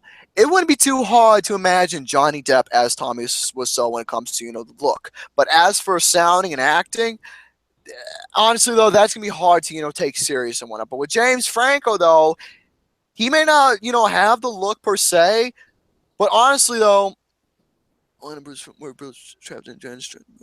I want a film where Bruce Willis is trapped in a transgender bathroom with amnesia. All right, Tubby. What was I going to say? Discussing Johnny Depp as Tommy Wiseau. Yes. But anyways, as for what I was saying, I lost my train of thought. But yes, Johnny Depp was originally going to be playing. Yes, thank you. Tommy Wiseau. Thank you very much. But yeah, with the whole entire concept, with James Franco, he may not have the particular look as Tommy Wiseau, but he does sound like it and act him really well. So I'm definitely excited for what the Disaster Artist is going to be about, even though I have to see The Room still. I'm guilty enough that I still do. But yeah, need to say more about that. All right, next up we got for my final topic, this is something I never really had thought of at all, but apparently there is going to be a biographical film about Judy Garland. That is going to be interesting. Yeah, I've heard about that for quite some time. I think Anne Hathaway was supposed to play her originally, but here's the thing. I don't see her as here's going to be playing as Judy Garland, Renee Zellweger. She's going to be playing as Judy. So basically, Renee Zellweger is set to star as Judy Garland in Path and Calamity Films. Judy, that's supposed to be the name of it. A new movie about the famed actress and singer as she gave her final concerts in London. So basically, this is going to surround her later years in London of 1968 as a 47-year-old woman, exhausted and fragile. And it's pretty much going to talk about her final moments in her relationships of pretty much what her downhill was. Mm-hmm. So yeah, that's all I can really say about that. So I'm definitely interested to see Renee Zellweger and how she's going to portray as Judy Garland and what the film's going to be centering around. So definitely be excited for. That's all my topics. I'm out of breath. Oh, that's it? Yep. Let's go with your topics, Mike. Okay. Ladies and gentlemen, let me click out of here. All right. Let's go over my topics, shall we? I want to hear the Oscars one. You want me to do the Oscars one? Okay. Let's see if I can find it here. The 10 Oscars they should definitely give back. I didn't go over the Winchester trailer. I could think of. We'll just go wait. What, Gary? I didn't go over the trailer for Winchester, but we'll wait till next week. Next episode. Oh, okay. I could think of plenty they could give back. Right, like I said, I'm an Oscar fan, but I look at movies objectively, unlike certain people. Alex Meyer. You're not afraid to say that out loud, are you? That's why I like him. He's up front like I am. God damn it! I like that. More people like fucking Look Brett. at you. I told you, if I had a cloning machine, I'd be cloning a lot of my beauty and a lot of Brady Boo because they make the world a better place. I've been saying it for a long time. Okay. Here we go. These are not in any particular order, mind you. Let me, because I want to see your guys' reaction. No, I don't. Here, put you right there and put you right there. Okay. Kevin Costner. Best Picture. No, Best Picture, Dances with Wolves. Who should have won? Goodfellas. Goodfellas. Yes, especially. I agree 100%. Especially adapted screenplay. Goodfellas should have won adapted screenplay at least because Dances with Wolves. I don't know why that won adapted screenplay because that's a directing screenplay film. Movie. That is a directing film. That is okay. Goodfellas is a brilliant screenplay. Oh my god, that should have fucking won. Pileggi and Scorsese should have won. I have it on Blu-ray, by the way. You asshole. One. I said next one. Wow, this was somewhat controversial. I don't think I agree with this, but okay. Best Supporting Actor 2013. Who won? Christoph Waltz for Django Unchained. Who should have won? There's two names. Philip Seymour Hoffman for The Master. I disagree. That's my pick. That's my pick for Best Supporting Actor of the Year. 2013. Who was my pick? Javier Bardem, Skyfall. No, no, that was 2012. 20. Wait, that's No. I'm sorry. No, I'm sorry. It was covering 2012, but the awards happened. I had two picks: Javier Bardem for Skyfall, and Sam Rockwell for Seven Psychopaths. Oh, actually, you know what? In terms of who should have won for Django, I think Leo should have won for Django. That was the other person they mentioned, Leonardo DiCaprio. Leo wasn't even nominated for this. And he said it's one of his top. Yeah, he did one of the best improvs I've ever seen in any film, where he smashed his fucking hand on the table, and he breaks a glass, and that was actual blood coming out of his hand. But he was fucking bleeding. He was fucking bleeding all over, and Quentin Tarantino's just like, keep rolling, man, keep rolling. And the reaction from the actors, that was not acting, that was real. And I'm surprised. What really shocks me more is that Kerry Washington actually went with it when he wiped the blood all over her face. Yep. I was like, man, Leo, that's why I fucking love Leo. All right, next one. Okay. Uh-oh. What is it? Best Picture. Okay, this was the year the awards happened, but I'm 1995. Best Picture. What won? Forrest Gump. Who should have won? Pulp Fiction. I have to agree. Okay, Jerome. Just let me say this. Okay, and everyone, even Double Nine, CA Cougar, everyone is saying this. Okay, I love Forrest Gump. Here's the thing, though. There are a lot of times where I can look at movies as Best Picture winners, but a lot of times I look at them only as movies by themselves. And Forrest Gump is a great movie by itself. However, as an Oscar winner, though, there have been so many other movies in 1994 that have came out. Okay, I will say this. Tom Hanks, he deserved the Oscar. Tom Hanks deserved the Oscar, at least. I will give it that. No, no one deserved the Oscar more than him. However, as an Oscar winner, though, you got what should have been nominated in the first place, The Lion King. You got Shawshank. Okay, Jerome, answer me this. Do you think a Forrest Gump deserved adapted screenplay against the Shawshank Redemption? Yes. Really? Yes. I see a lot of people in the comments, even people who love Forrest Gump, say that Shawshank should have won adapted screenplay. Okay, this is what I thought should have won. In terms of screenplay, Pulp Fiction. In terms of best director, Frank Darabont for Shawshank. In terms of best actor, Tom Hanks. In terms of best picture, Pulp Fiction. Exactly. And also realized is that the Forrest Gump won Best Editing against Pulp Fiction. I was like, how can Pulp Fiction lose Best Editing? Have you ever seen any other film that tells a story from end to beginning to middle to end? Well, to Pulp beginning? Fiction was an evolution among independent filmmaking. Exactly, and it's one of the most. It's arguably the most. No, to me, it's the greatest screenplay of all time. Pulp Fiction. One of the absolute. It's in my top 5 favorite movies of all time. Actually, same here. It's my number 3. My number 3. Actually, my number 3 is Magnolia. Oh, the PTA film. Yeah. Anyways, I think Pulp Fiction, either Pulp Fiction or Shawshank Redemption, actually preferably Pulp Fiction should have won Best Picture against Forrest Gump. Forrest Gump is a great movie by itself. Again, look at things objectively. Mm-hmm. Look at things objectively again.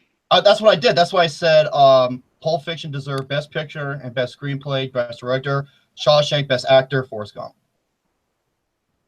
Wait. Oh yeah, Shawshank. Yeah. The shower rape. Well, they didn't rape him in the shower.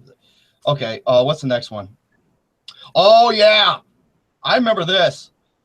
Best Visual Effects. Who won? The Golden Compass. Who should have won? Transformers. I agree 100%. Well, okay. Well, to me, that didn't really matter because it wasn't a great year in terms of visual eye candy films.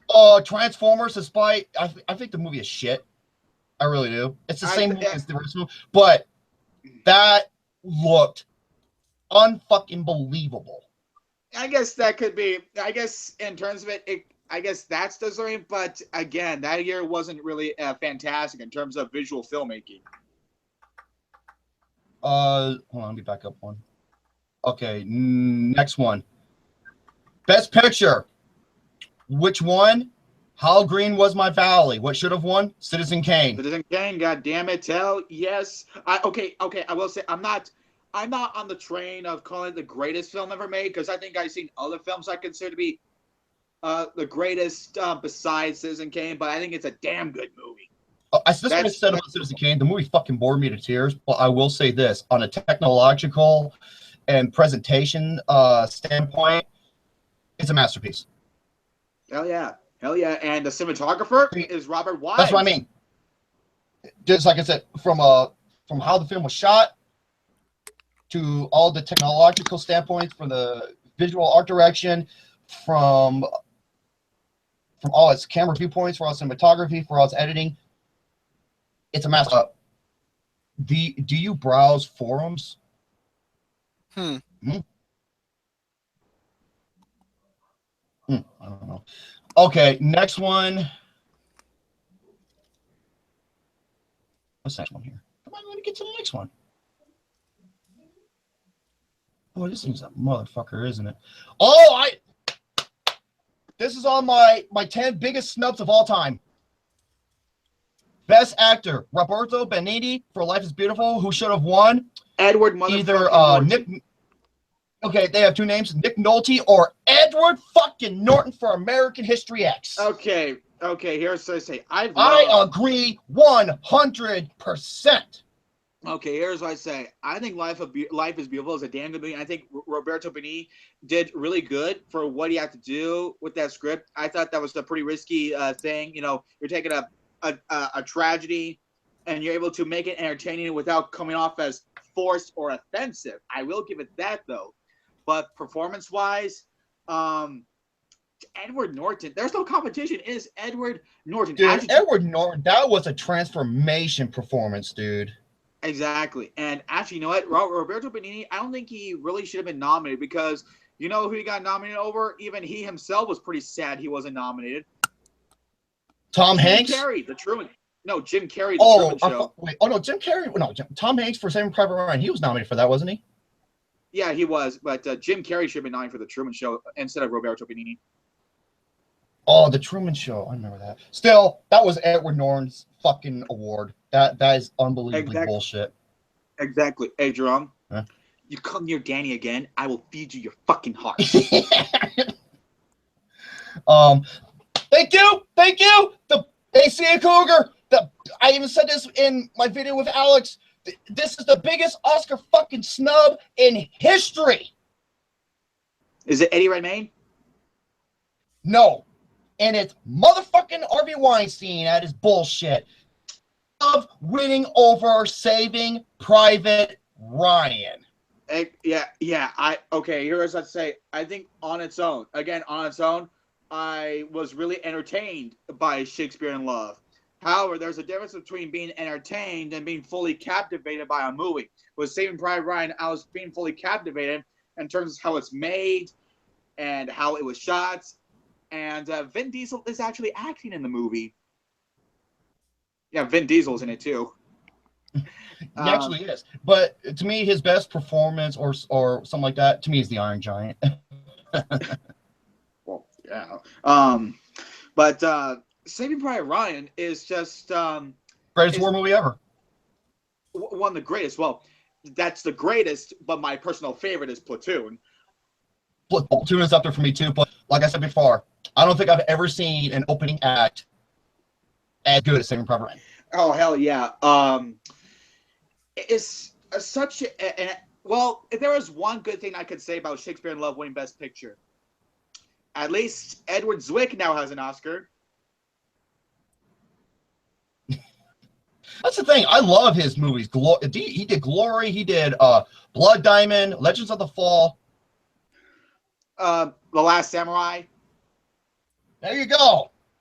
Love his films. Defiance, not bad. Okay. Courage Under Fire is my second favorite. What's the next one? Number 9.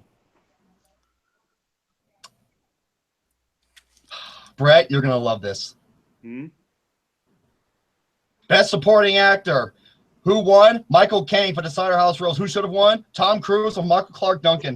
Fucking A! Goddamn mother You're fucking right. Okay, here's something. And I agree too. Even Michael Caine himself, when he was given that Oscar speech, said, I really don't feel like a winner here. I mean, you have all these other performances here. Why am I up here? Tom Cruise. Okay, I'm going to say this. Tom Cruise in Magnolia, that's his best performance. Born on the 4th of July, man? That's my second favorite. Ah! Okay, like Tom Cruise, just like I saw me. He's like, "Oh, come on, speak to her, baby. I'm so sorry. I'm so sorry. You're all right. Welcome back from the break. I bet you all love the food, huh? Well, you weren't here for the food. You're here to learn something." He is fucking Tom Cruise's best performance, and Tom Cruise won the Golden Globe. He won pretty much everything, but then came the Oscars. And guess who was behind the side of the house rules? Is it Harvey Weinstein? That's goddamn right. See? What do I keep? I've been saying this for years. I have it on video. That came out years ago. Right. And I was watching Michael Caine. I was watching Michael Caine in the side of house rules, and I'm just thinking to myself, how did he win that Oscar? That is such an easy performance. Oh, what? Because he's a Brit doing an American accent? Yeah, it's pretty spot on, I guess, though. But look at Tom Cruise in fucking Magnolia, for God's sakes. Mm-hmm. Or no, my pick, Michael Clark Duncan in The Green Mile. I think he. Okay, 3 people. There are three of these. Tom Cruise, Michael Clark Duncan, Haley Joel Osment. Those 3 people gave some incredibly challenging performances in their career. Yet they gave arguably the greatest performance, and they lost to Michael Caine for this fucking movie. Exactly. It's fucking ridiculous. Oh, and adapted screenplay. Really, adapted screenplay over The Insider, The Green Mile, The Talented Mr. Oh Ripley. yeah, The Insider. That was a great Michael Mann movie. Hell yeah. And it was nominated for Best Adapted Screenplay over Fight Club. Well then. It was. Yeah, look, I'm not gonna say. Yeah, Gary, I'm not sure if it is or not. Hold on. 1999, Keep going. This is what really amazed me. Okay, 1999 is one of the best years ever for film. Yet the Oscars, I think it is the best. I think it is the best year for film ever. Yeah, the Oscars make all these choices, like who they nominate, who give them. Like, there are so many great movies that you nominate this over that, you award him over him. It's fucking amazing. Also, you had some great animation. You had Iron Giant, you had Toy Story 2, and you had Tarzan. Tarzan, who by the way, still called phenomenal. Oh, wait, another great anime film, Jerome. Blame Canada. Blame Canada. Oh, South Park. Yes. and Trey Parker, Matt nominated. Trey Parker and Matt Stone showed up in fucking dresses. That was the funniest goddamn thing ever. I love Trey Parker, Matt Stone. Those guys are geniuses. They're fucking geniuses. And I'm so happy that song was nominated. Academy Award I was nominee too, Trey Parker. Because it's genius. Academy Award nominee Trey Parker. Same Trey with a straight face. What's the next one? I love this list. Who made this? Some asshole. No way. And it's a website that I cannot stand. Who? Moviefone. No, I'm sorry. I take that back. I'm thinking of Movie Pilot. Oh. Movie Pilot is shit. Okay. Another Harvey Weinstein movie. What won? The King's Speech. Who should have won? Anything else. 5 other movies. What should have won? Anything else. You had Toy Story 3. You had Inception. You had The Social Network. Black Swan. You had Black Swan. You had The Fighter. Was The Town nominated for Best Picture? Best Supporting Actor. That's it. That's right. I got pissed when I saw that. Ben Affleck should have been nominated for Best Director and Best Picture. Okay, here's what I think Best Director should have been. Even though I love The King's Speech, I don't know if Tom Hooper is worthy for a Best Director nomination. No, he wasn't. And okay, here's what I think Best Director should have been. It should have been, and as much as The Fighter is my favorite movie 2010, I don't think directing-wise that David Russell should have been nominated. No, director-wise, it should have been Christopher Nolan. He wasn't nominated for Best Director for Inception. It should have been Christopher Nolan. It should have been David Fincher, who should have won. Darren Aronofsky. For Black Swan. For Black Swan, goddamn right. Okay, and Ben Affleck and Danny Boyle. Danny Boyle. Oh, for 127 hours. 127 hours. And I love and True Grit is one of the best remakes, but that's the thing though. All they did was remake it. That's not really directing worthy. Yeah, true. Oh yeah, and Haley Steinfeld, yeah, she's nominated for Best Supporting Actress. Yeah, she's the main fucking star in the movie. Well, I guess it goes like this: if you're a child, you're getting nominated in the supporting category. It's retarded. It's fucking retarded. Then how do you explain Pan's Labyrinth with the little girl who it's like a mix between the Spanish Civil War, the Spanish War, and like an adult fantasy world, and she's the main actress, and she was phenomenal. Okay. Don't make any fucking sense. Okay, here's the thing about The King's Speech. I love The King's Speech. I think it's a fantastic movie. And I love how it's shot. And Colin Firth does deserve that Oscar. He deserved the Oscar. Mm-hmm. However, when it comes to making these period piece movies, current period piece movies these days, they're not really like Best Picture worthy or even Best Director worthy, because a lot of period piece movies are not really director worthy. And The King's Speech is a terrific movie, but Best Picture of all the movies, Best Picture. And I'm all for, trying to like outdo your competition and all that, but there's a difference between like trying to top your competition and kissing ass. That's what Harvey Weinstein did best. How do you think he won all those goddamn awards? Yeah. Wait, I think James Franco should have won Best Actor. You know who my pick was for Best Actor? Because even David O. Russell said it. The movie The Fighter is about the brothers. Not just one person. It was about the brothers. And my pick was Christian Bale for The Fighter. He was fantastic. Christian Bale is the master of gaining and losing weight. Yeah, you ever seen The fucking Machinist? Woo! Oh, yeah. And the last one, okay, this is funny. It's not even a pick. It's just like number 11, Leonardo DiCaprio in general. Okay. Here's why. Because he should have been nominated and won so many more than just one award. That's what they meant to say. I think his first should have been Django, to be honest. His first should have been Django because Leo always loses to the better winner. That's what I'm thinking. Well, except for Tommy Lee Jones. Except for Tommy Lee Jones, he lost to Tommy Lee Jones. That's sad. Huh? Oh, for whatchamacallit? What's Eating Gilbert Grape? No, Tommy Lee was a Jones. really Was that The Fugitive? Yeah, The Fugitive. No, that should have went to Ray Fiennes and Schindler's List. Damn right, Ray Fiennes. Hey Gary, come on now. As what? To be honest, even though Titanic is my favorite movie of all time, I'm not really upset he wasn't nominated, even though he was great. I really think all these other, the whole lineup is pretty fine on its own. I think he should have been nominated for The Departed over Blood Diamond. Well, either way, he would lose to the better winner, Forrest Whitaker.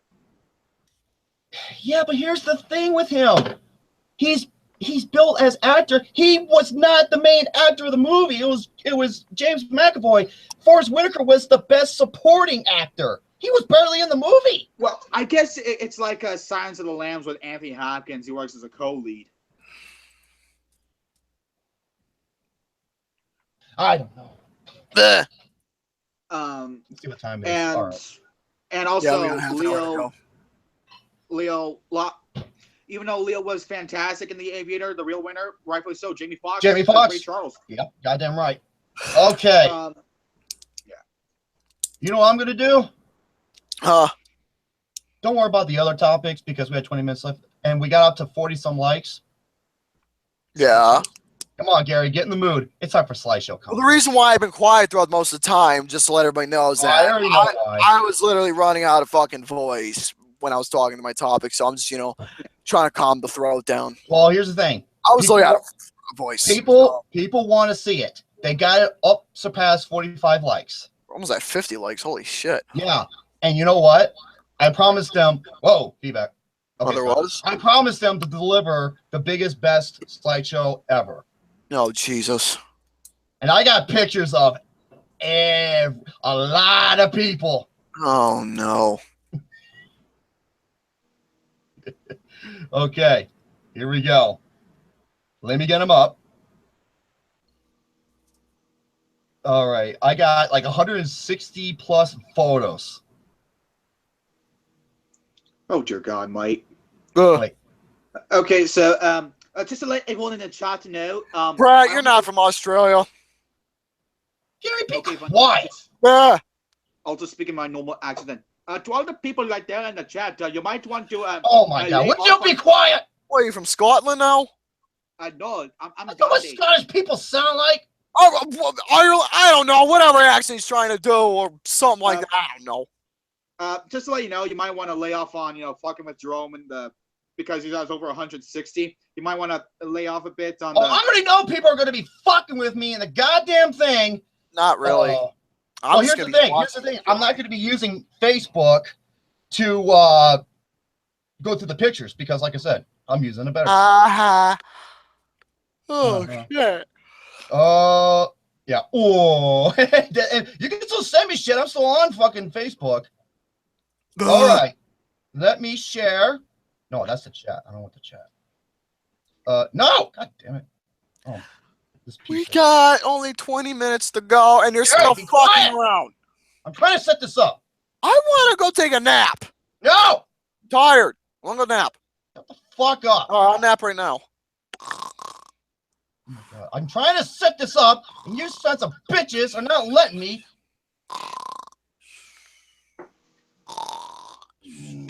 I'll just nap. Hey,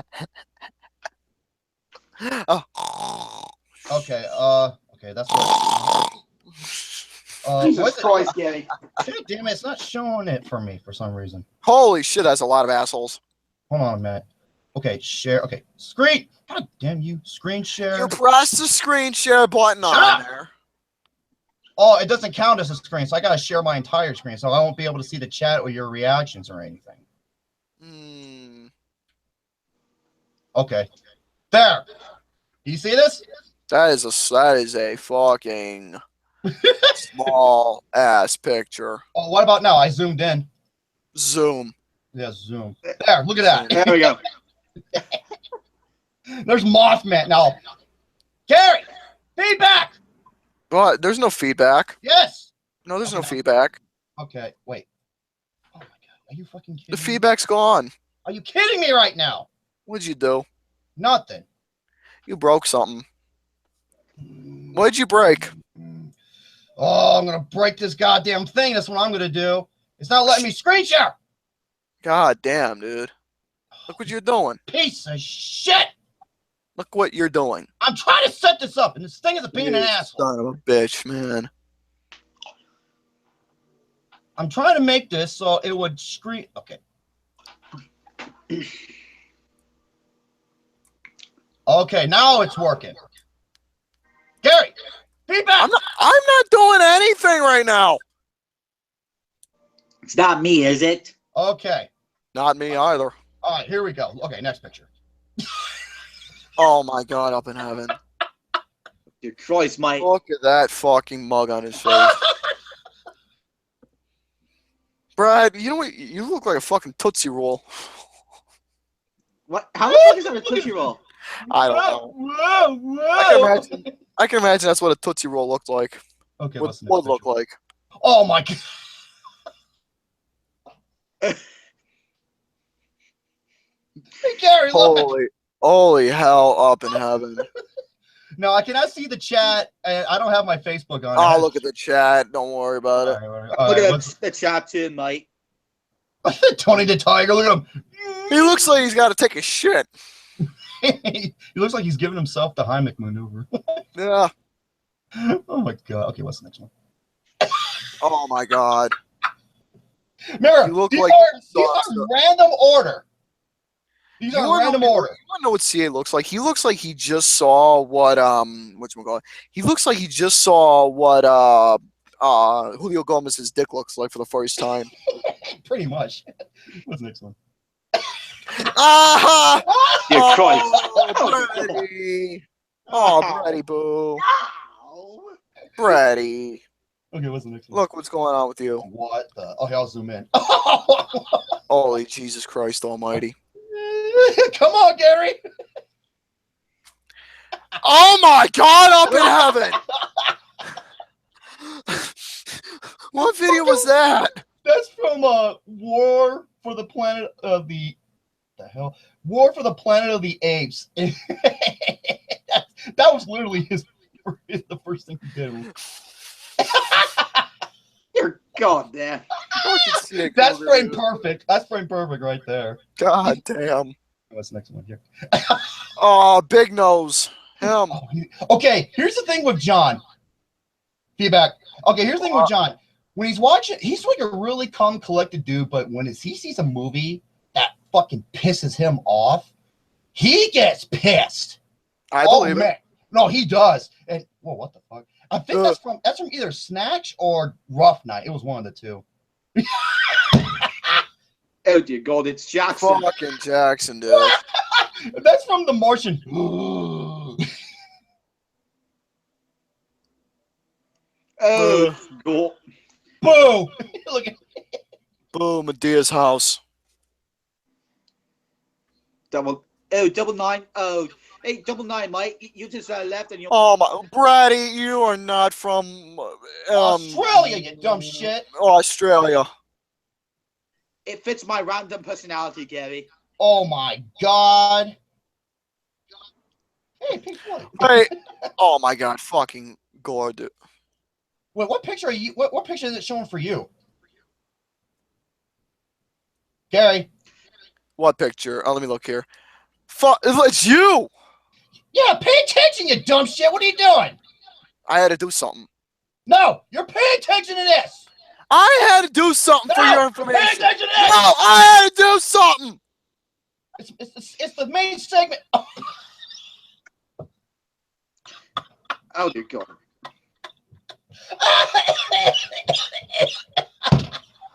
What?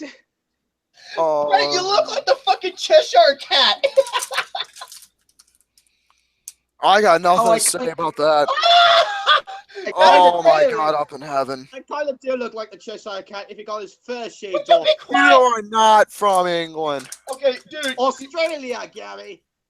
It's not from Australia Okay, either. that's a picture of John when he saw Julio Gomez. Yeah, that face. Hey, Gary, look who it is. Oh. It's the fish.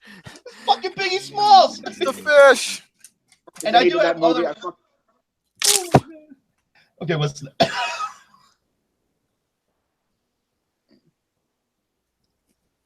Holy hell. I- Oh my God.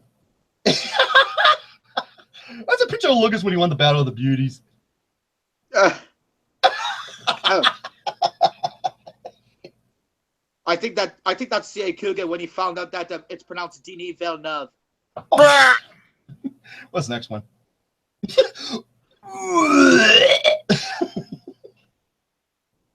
I don't know what got him upset there. When Holy shit. Fucking Lucas. wait, Lucas? I thought I saw Lucas for a second, but no.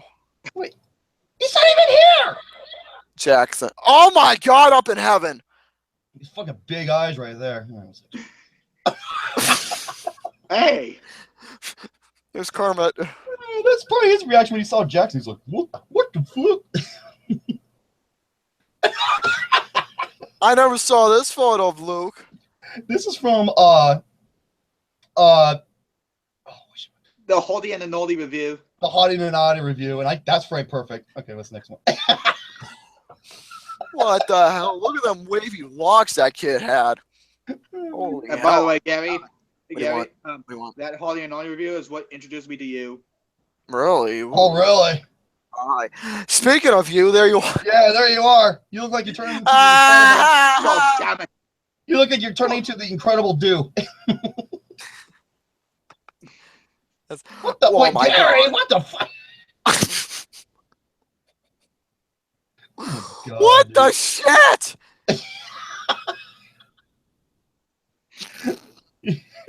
Looks like a funny face that gave. Hey, Gary. No, don't, no. No, Jerome, what are you doing to him? Why'd you take that?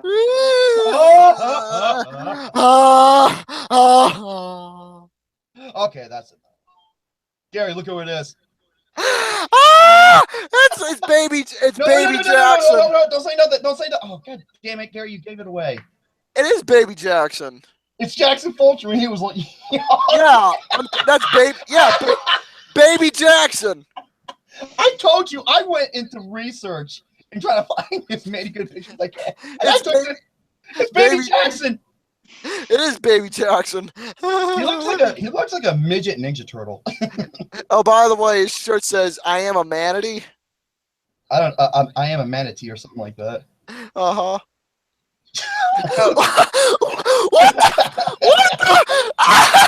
What the fuck about Gore? Oh my God! He looks That's also frame perfect. He looks like a potato. Oh Jesus! When you see someone, but someone shoves a finger up your ass. Nate, I got pictures of you handsome son bitch. School photo. Oh yeah, there's the infamous somebody's mad. The see you later, Count Victor. Oh, he's going to bed. Okay. Yeah.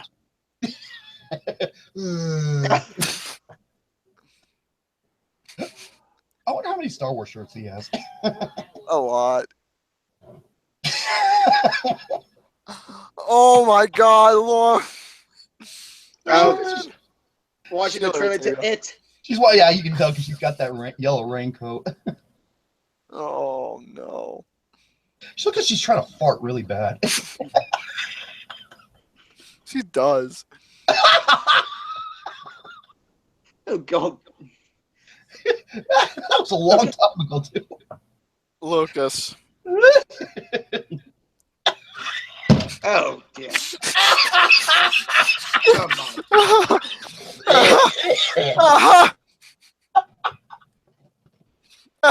I told you, I got pictures of a lot of people. Why? Why that? Why that? Well, because you look like the Cheshire Cat and you saw that big caterpillar. Oh my God. Oh dear God.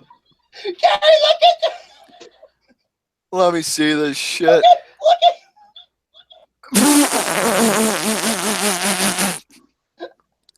that was what Nookum was doing. The fish of the fish when he drank that milkshake. Jerome, what did you just say? It looks like he's trying to take a big dump. That's what it happens in the fucking movie. That fish, he was drinking a milkshake. That fucking I can't hear that word the same way ever again. I know. Oh my God. He looks like, oh my God, he looks like the Scream face. He does. If he has eyes. Fucking Gore. Oh my God, fucking Gore, dude. He's like, no, he's like just, oh God, Lord. Oh, why are you picking Lauren? I'm not picking. Oh, I told you, I went pick to on Lauren. everybody. I went to everybody and tried to find as many pictures. And those are the only two I got her. Because she made that face. Oh my God, she's gonna get so mad. Oh, she hated it. Yeah, Oh. Oh. Fucking look. What the fuck? Oh my God!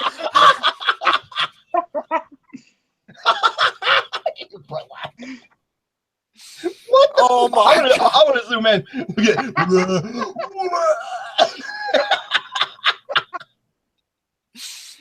Oh my Lord! Gary, you look like if a gremlin is crawling up you. That's what I'd probably be like. No, he's going out with an Asian and she drops her pants and all of a sudden you hear a wet bag of cement hit the ground because that's her nuts. What's next? Fucking Jackson, dude. That's the face he made with Anna character where he did a lap dance. Oh no, let me finish this. Hey Gary, look at this! Oh my god. It's the fucking fish. The goddamn fishy! It's the fish. God. It's the I fish. need to put the Bismol right button now. He's the only character I can somewhat like. Oh, somewhat he was the best. Oh, he was the best thing about the whole movie. He was Say awesome. much. And Milky Marvin. Fucking, I feel bad for Chaz. Oh my. Oh, I took that one. Yeah, you did. Look at that fucking face.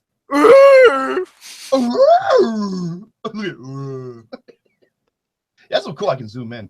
Oh, that's why. Okay, if I zoom in, it won't let me click. But if I go back to its original form, it lets me click over. That's interesting. That's when Lucas won the Battle of the Beauties, and that's a frame perfect picture. Burger King. Yeah, Burger King. It's Burger King. That to me is probably the moment so far for the next award show. My God, what the hell, my fucking fish lips Mahoney right there. Your mouth looks like an asshole turning inside out. Hey, I can hear Brett laughing in the back. Can't hold it in. Okay, that's the best thing about Brett doing these segments. Like when you watch him, he's laughing hard on the inside, but he's trying not to let it out. I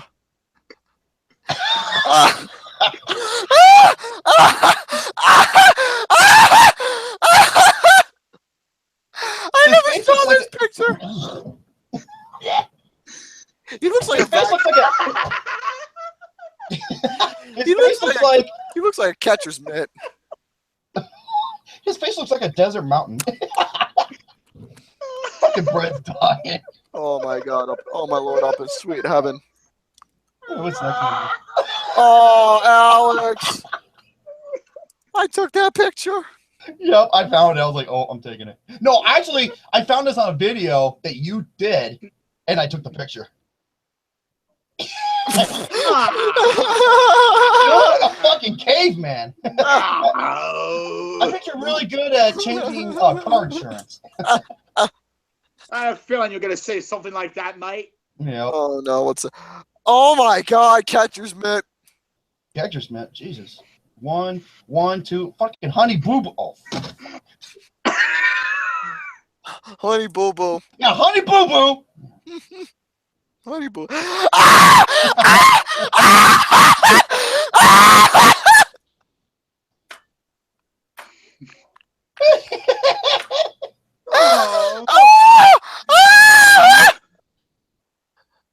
go to the next one.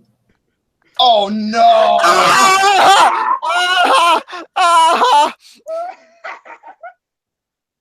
Fucking look like Raiden. That fucking hat. You want a fun fact? I actually dressed up as Raiden from Mortal Kombat 2 for trick or treating. No joke. Oh Jesus! What the? Ooh! He's like Falco Lager and my strong left arm. Also, Oh my God, that is great. Oh, Nate, you poor son of a bitch. That picture's frame perfect.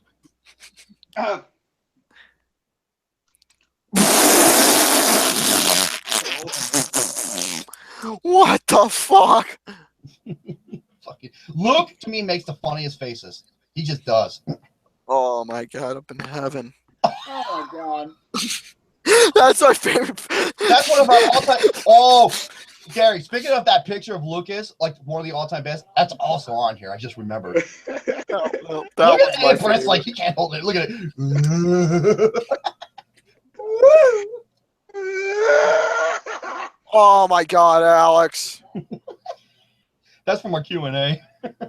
Oh my God, that was like 5 hours. It was 5 hours, but man, it was great. Okay, next one. Oh yeah! Oh my God! Okay, Why? folks, we're not gonna get into this. We both have a conclusion. It's not pink, nor is it purple. It is violet. Oh, I thought you were going to say magenta. It's actually violet. So we're just going to move on.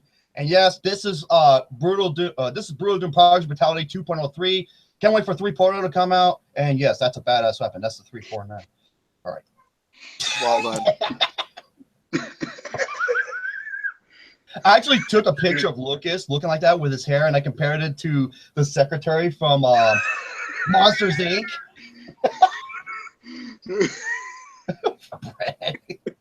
What's the next one?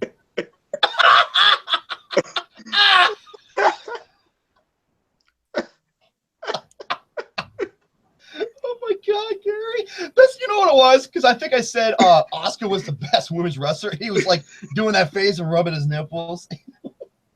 Brett can't contain himself. They're awesome. I got Austin too. Item. I took this picture a while. That's right. That's right. Perfect.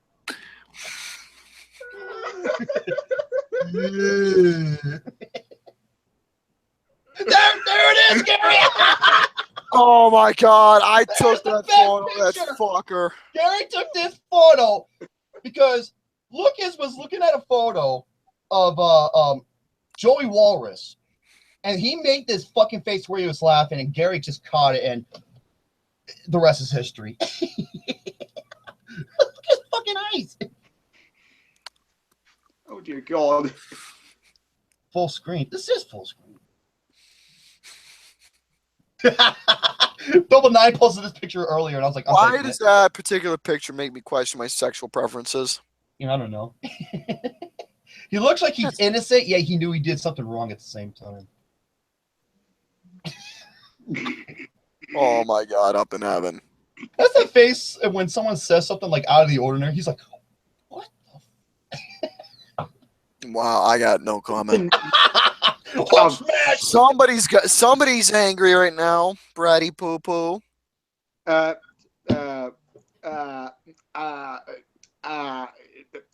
also Spit it out. Spit it out. That's You're okay. You're all right, Bratty. You're okay. Look at this bullshit. What in the? Oh my God, up in heaven. Yeah, bullshit. Oh my God, there's Nate's friend, Tigger. Tigger the tiger, yeah. Tigger the. Yeah, Tigger rhymes with something, and it's just like, damn it. Yeah. It rhymes with a nipple. A nibble. It rhymes with shitter. Next one. Oh, fucking Austin, dude. Hi guys, Austin here. Fucking hell. Oh, look at that face. He's like, ooh. What the fuck, Alex? You look like you try to shit out a fucking golf cart. God damn. Oh, Lucas. We're past the time we're supposed to end the show. Oh no. Now let's keep this going, Mike. I think that's okay. Here's the best way to describe that picture. That's Gary when he knows an Asian chick walking up to him, but then he realized that he's naked. Yeah, pretty much. That's oh. Oh, there I farted. Yeah, there's you're pushing it.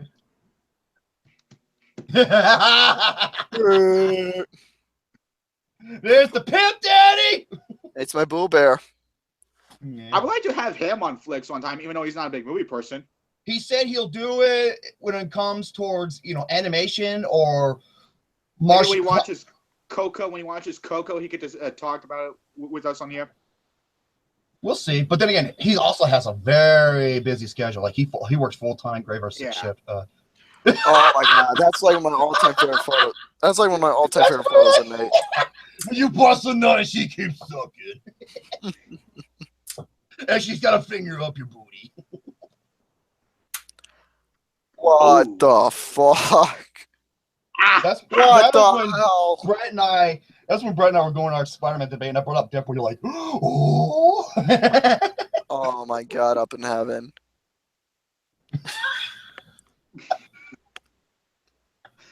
Fucking Lucas and Luke Nukem, I swear. Oh my god, Vanilla Brett. I was going for a James Dean look, but that's the closest I can get. That is like the worst Ice haircut ever. Baby. Oh my god, I feel like I'm back in 1992. I saw this picture, I'm like, I'm grabbing it. My god. Look who it is. Who is that? It's Nate. What? Holy shit. This is from a video, one of his like reviews, and I saw this. I paused it, and feedback, and I paused it. I'm like, I'm taking a picture of this. Oh my god, he's so innocent. He's so oh, poor kid. That's a popular picture. Oh yeah. He's like, oh yeah. Fucking Jackson. What the hell? Oh my god, Mike. Fucking Luke Nukem. I forgot who was his celebrity crush. I don't know if you ever mentioned him. Elsa. What the fuck? What the fuck? Fucking blowfish. My god, up in heaven. Yeah, Brett, he's trying. Boston, he looks so innocent there. He does, but he's not. Ah! Ah! Ah! He's trying to crush a Mountain Dew can on his forehead. You fucked up. You fucked up. What the hell? Look at Alex. Okay. Oh. That was John where, like I said, he was watching either Snatch or Rough Night, and he was having like the worst, most miserable fucking time ever.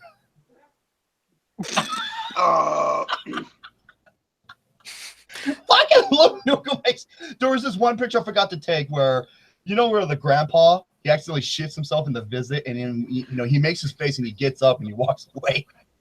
I'm gonna take that picture. Ooh, Asian booty. What the fuck? Oh. You look like a fucking toe, dude. Oh, the scream. This is what happens when you invite a dominatrix over our house. Unfortunately. Brett, are you trying not to laugh, or are you farting over there? Oh yeah, there's that picture. I remember the line I said when Brett heard me say that. He made that face, and we were dying. Fucking hell. Oh my god, Jackson. Look how fucking pissed I look. Fucking hell. That's you. That's you when I announced that Mother's my number 2 best movie. Pretty much.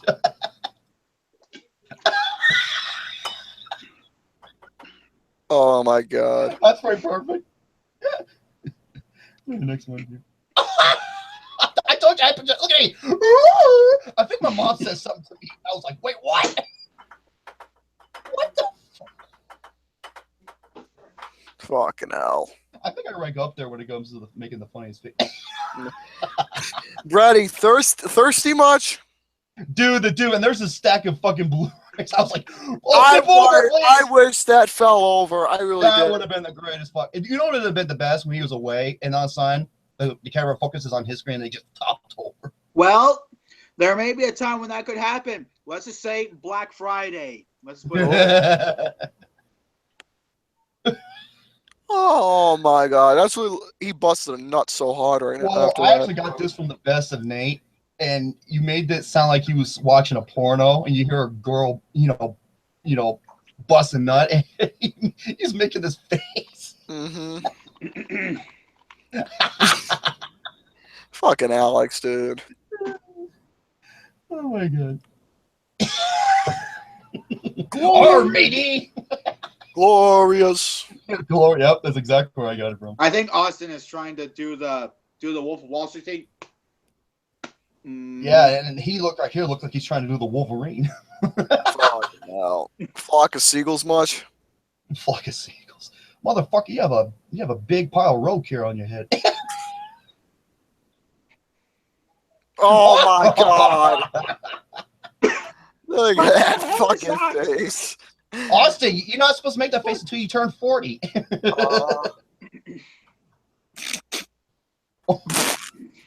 That is hilarious. Oh no, man! What the fuck? What are you doing there, Gary? What are you doing there? I don't even know, but that is disturbing. And the rubber ducky's like, "Bitch, please." No, he's more like, "Oh, Jesus Christ Almighty. oh. Oh, poor Austin. He met Alexander Daddario, and the memory came back to his head. The best is seeing Coker when you finally catch him. Dude, I got a couple more of him. Don't just wait. Oh, Austin. Austin, you look like okay. Now here you look like you trying to shit out a fucking office table. He does. Can you just imagine Brett Stead has stuck his Mountain Dew on top of those Blu-rays, and thanks to the bottle, the weight knocked over, and the pop just spilled all over his room. Yeah, this whole thing would become turquoise. Whoops. That's funny. What the fuck? Oh. Okay, because we're doing Serial Insider. And dude, this was frame perfect, and I'm like, look at the back of the fucking box. Look how creepy they look. And look at my face. Oh my god. Oh, speaking of that.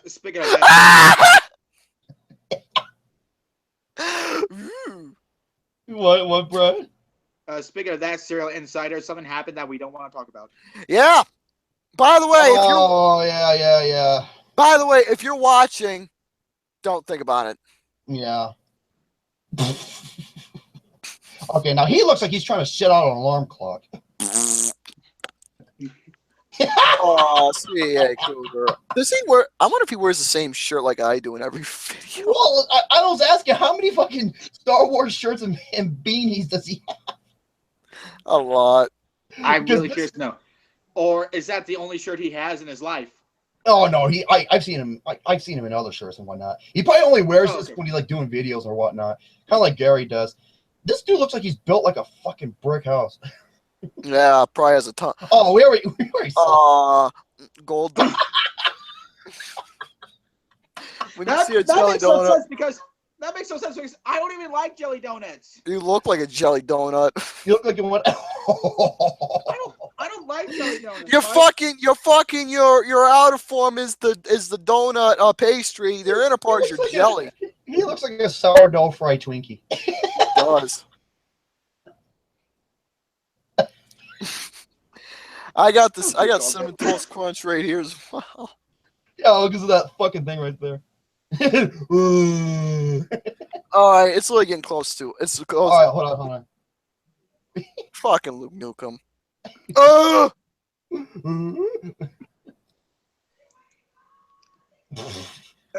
fuck that face. Oh, Brady. God, Brett. Wow. Oh, what the fuck? I don't know. Wait. 5 shirts? Really? I actually have. Okay, who do you think this is? I'm not gonna say nothing. Who do you think that's Andy? Oh, fuck, you knew already. Yeah, that's Andy a long time ago. I was gonna say God double nine. damn. I was gonna say double nine. No, that's Andy. That's Hayes in the house. Yeah, that's Andy. Oh my god! Oh my god! Even more.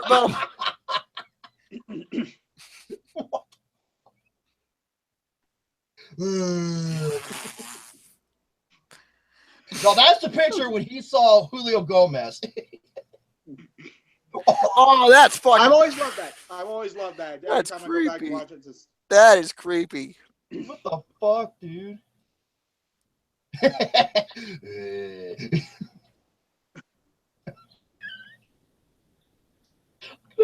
face. I have no sympathy for the Austin there. That's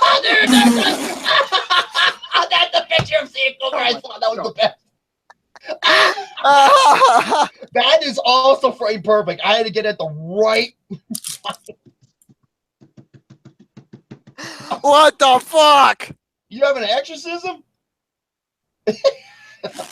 Fucking Tony. Straight out of Cookies.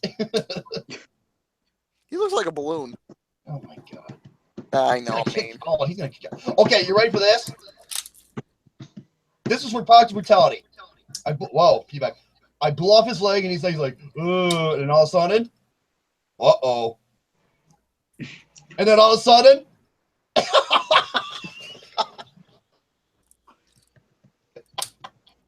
yeah, I had to show you that. Oh, Ooh. Ooh, look at you. Oh dear God, Mike. What the fuck?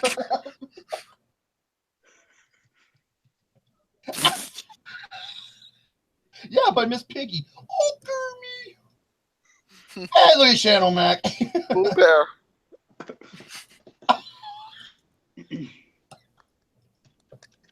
Hey, that's Lucas's telephone.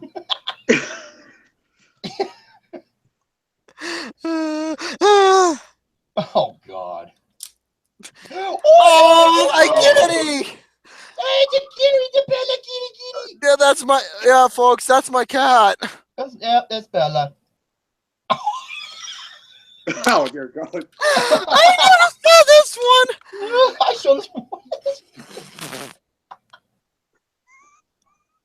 What in the fuck, Mike? Yeah, that's why as we flip off the monkey bot, he gets pissed off. Whoa, whoa.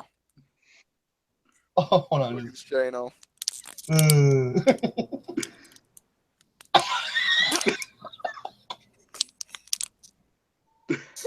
Okay, that's my. That was my kitty cat when I had her. Oh, that's a baby kitty. She was also a tortoiseshell. Beautiful kitty cat. Big old fat fluffy kitty. She was great. Yeah. I took that one. Yep. You took that one too. He's saying, "What?" Ooh, Oh my Alec. Oh my God.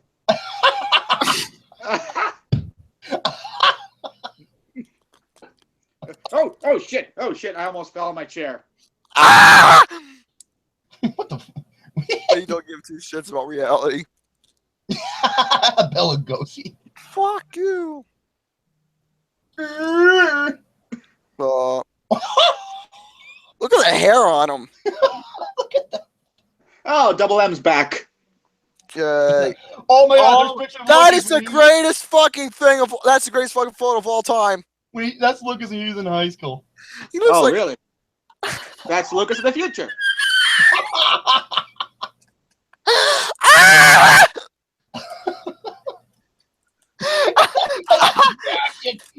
He's like, also. That's great. So good and tasty. Yeah, I think we're getting close down to the wire here. Yeah, I want you.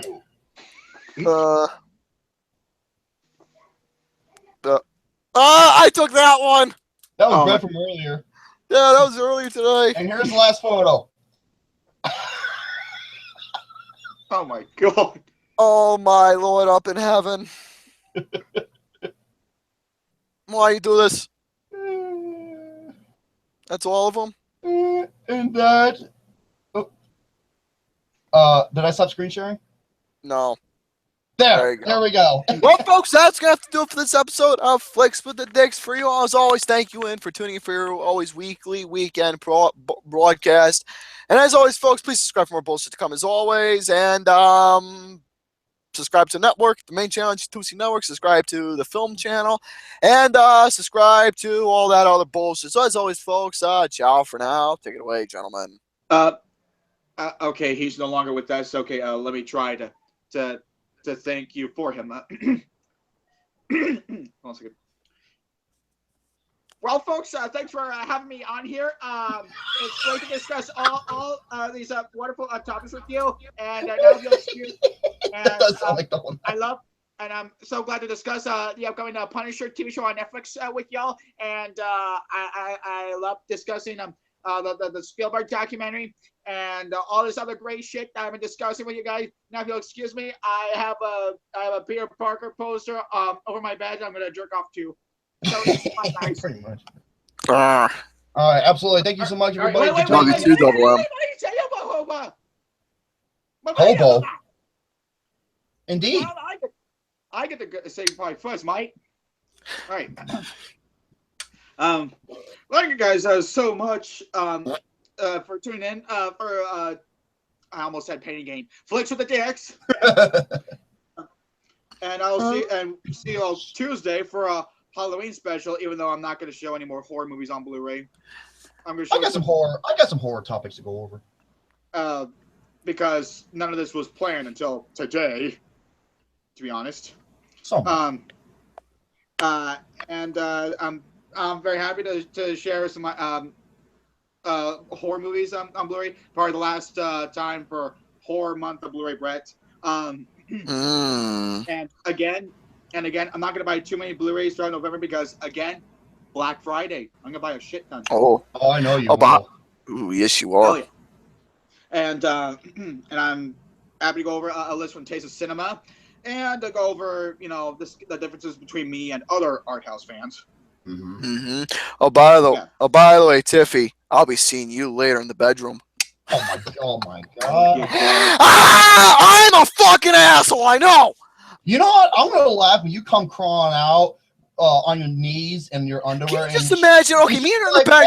Here's what's happened. Here's what's happened. Me and her in the bedroom. I mean, I'm just a passionate guy. She's all about dominant, and I come crawling like, and she wants more, and I keep crawling more, and it just. No more!